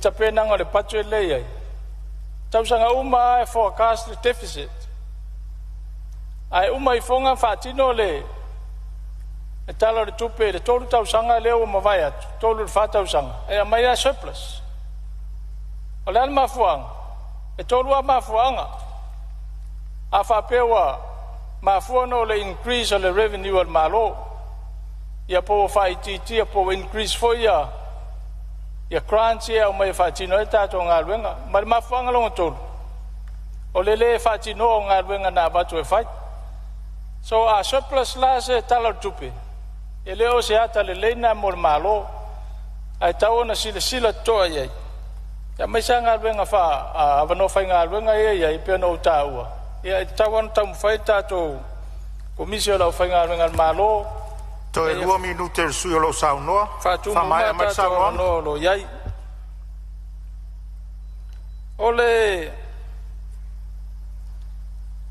saya ya lo ta nau ta inga nei paketi aya mata ia le ela na vatau le fainga malo le sa fol ia peta ole wa mai paketi e fa wa mai nga luenga foi sa tua mai de lapa ia inga ta to te fanga solo ai pe ole ba ainan ma to tu malo ya sa tawana le lava taimi atavna mai lo paketi dia fa tino lo mesa fol ta to fainga malo ya tu pe ya taf wa le vof siringia ni si le tasi malvalu miliona ia o se fautuanga nai va vai pe iai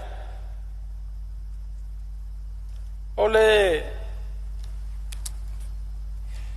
tanga luenga fatuanga ia vatu foi le tal sanga ni tu malo mali ele sui fa mai a mar sau noanga o malo tai ia la fa matu la ofionga ole tanga luenga fatuanga ia lo fangia ole ia tato masini maloli na iai ia tasi nei tu malo e momia e fa longo ele lava masini maloli ia ai o fionga fonga fon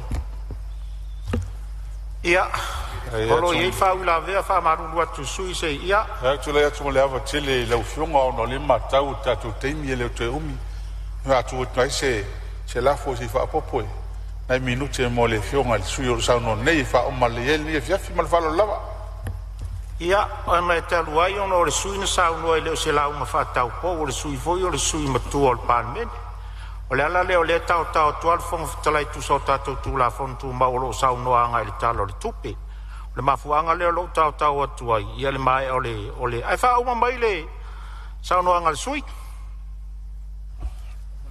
le vemo te lai ia se tu lai mai lo fianga sui par mi me lai tia ia manule mo volte me le fianga le ile sa no le fianga ile ala na tom fa italiano ne I avesse nel fa fongale io la tenu a mesele tato fono mamalu e fa buone cioè me ne le se me le pe a surplus le talo le tupe e te il fa winga in le lai tu le mat o in nei tu se me le mi fa penale le ya mi se vuole tu langa o le tato budget ne ia nei ya e tu e valu masina e tu e u fa masina o ya tu ne le budget ya e le nga fatiele tatu ta mai tai mire te toe o le nganga le nai nei tai seina le pa io il mot ia le nganga vai le na le fai nga malo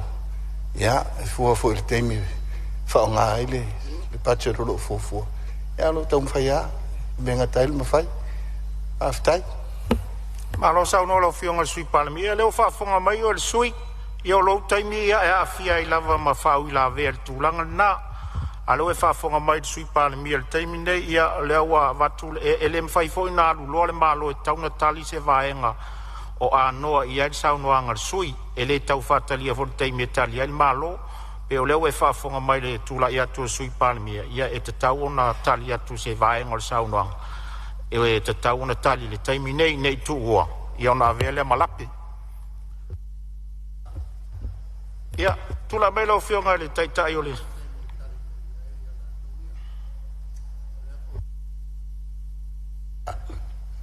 awa a fai to tupe el fsili na mena le no toe o le silama fuanga o le fai ia ngalwa atonu le nga ni mafuanga te tau ai la na le fa to minister si o tu taimi wa ma ko ki kali ko me nga pe a fai sa no mai sui ia fa uma mar sa no ngalo fionga sui malo lo sa no tai lo mai alo taimi fon fetalai de la fa uma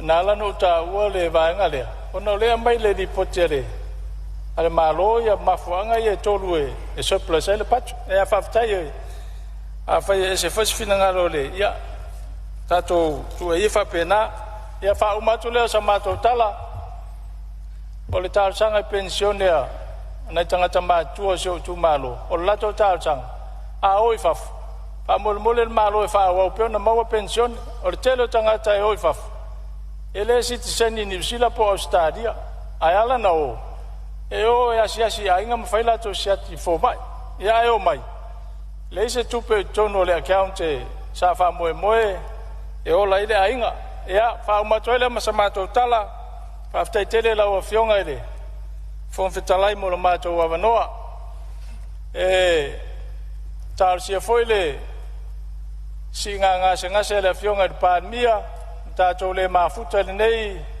tala fa ta o tupe ya le ma to talo ya taulu le fingalo le tua ya toe whaafoi lo malosi a totoa, ya toe tariu mai whanua, ya whaawau ia balawina wa, balawina yo e le tua, e whapea foi lau, lua, vase lua, a fionga I Minsta sui pānmia, ya male ainga kapeneta whapea foi ia Minsta lango, ya manue telele, tulai mai, ya whapea na foi lau fionga tfonfitalai, ya whapea foi ia whaurulunga o mtanga ruenga, ya mawale malo se tautua ilu tato malo male anganga whaaloalo, whaftai.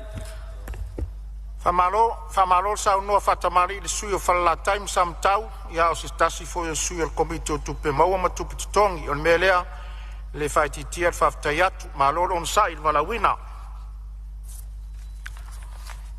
O lea ua tato iai le tau lau mea o tau rumanga o le nei aso fono, i le afua mai le tai au sengi se iau lia mai le lilo atu o le fitu so polang. Ua whamalo le usufono le paia o le palemene, whaftai le ono sai ma le whapalepali. Whaptoas whaftai su usufono sa tā malai le nei aso. Malo tā pena whaftai sa unoa. E le whaingofia le tau awa mea ino le neulua I aso o tātou whia lafo inga, peitai. Wau tau whamua ma manatu ane le tapua inga sa moa lo whatali mai. Ai ale nei vai tau ma le tau mawhainga o le tala o le tupe. Whamalo whaftai. Le a ea se ngā luenga o le lei ona o tātou whaia I le nei aso. Whai lea ma vi inga o le atua. Alo whangia le atua le whaiva tau whai o au tōua fionga I sui ma malu. Whaftai sa moa I lau tapua inga. Wai u le manuia le nei aso ma le alo whaiva o le palemene ona o lau te talo. Whamalo whaftai. Whaftai atu I whaurulunga o mtanga luenga ma whalapo tonga tu maoti o le tātou malo. La utou au nanga whauau mo le malo ma le palemene. Whamanuia le atua I lo utou walawina. Pea tātou te tala I le nei a fiafi, tārosia le alofo le atua le aso a tae au. A ia pui le atua I ala uma o le auia I le afi fio atu. A tātou te lei tolo pō, o te talo sanga atu I lau a fionga le suis fono, mo whaasale le angatasi, sei e saunia se te talo, e whai wai le tātou whonotanga. Sei o tātou talo. Ne atua siri e se lo mātou ta mapa ia o loa fio I le langi. Le atua mamalu, le atua mamana, le atua whai mea tonu lava oe. O mātou toi awhi atu le nei a fiafi le ali ie. Se o mātou momoli atu le whaafitai a te oe ono o lau puipuinga o lau tausinga sa e malutia ai le soifua o auna malo mātou wola. Whaamae aina ai fe au mga ruenga o tiute mawhaiva o le nei aso. Whaafitai tele le ali ie I manatu ma mawhauwhaunga e te au mai moi mātou. Ai maise o lau whaunga ina o lo mātou whatau waa. O I mātou watusia ao iai lo mātou watu nuu. Ina ia mātou tala noa iala e ati ai ai lau fina ngalo. Mātou whaaftai a te oe o lau whaunga ina o I mātou e whai mau mea whai ngā luenga. Whaaftai le soifua ngā lulue o tangata I le whitai tunga I le nei aso I whi au ma ngā luenga. Le li ie whai mavi inga oe tu maupea lo mātou le aunga. Mātou te talo le li ie wa e si la fio I mātou o se whanau se se maanga sala. E le aise ato atoa e le aise tonu I a te I mātou. Aua mātou te talo le ali ie e sausauina o mātou whale tonu I lou toto. E mangalo ai o mātou whale tonu. Mātou wala au le ali ie tu li muri au loa ina le soifua au auna malo mātou wola I le fauta ape I le nei a fiafi. Pui ala uma o le au ia maua malo longa file mu, whapulou ma whaafu I mātou I lou alofa mātou te auri ai le aso fou I le vi inga o oelo mātou atua. O lea la mātou te talo tamai e lofa matalia mai. O na lou lava suafa Yesu o mātou wole matatalo atuai. Amen. Whaftai atu lau fionga le Minsta langolango na tanga luenga wa onga manga nuu tu sai ule tarusanga. O te whasisila atu wa tolpo nei te ura manga le fono au whai tu la fono se ia ulia le aso fono a tai au I le tu la iwa tolu sifuru le tai au.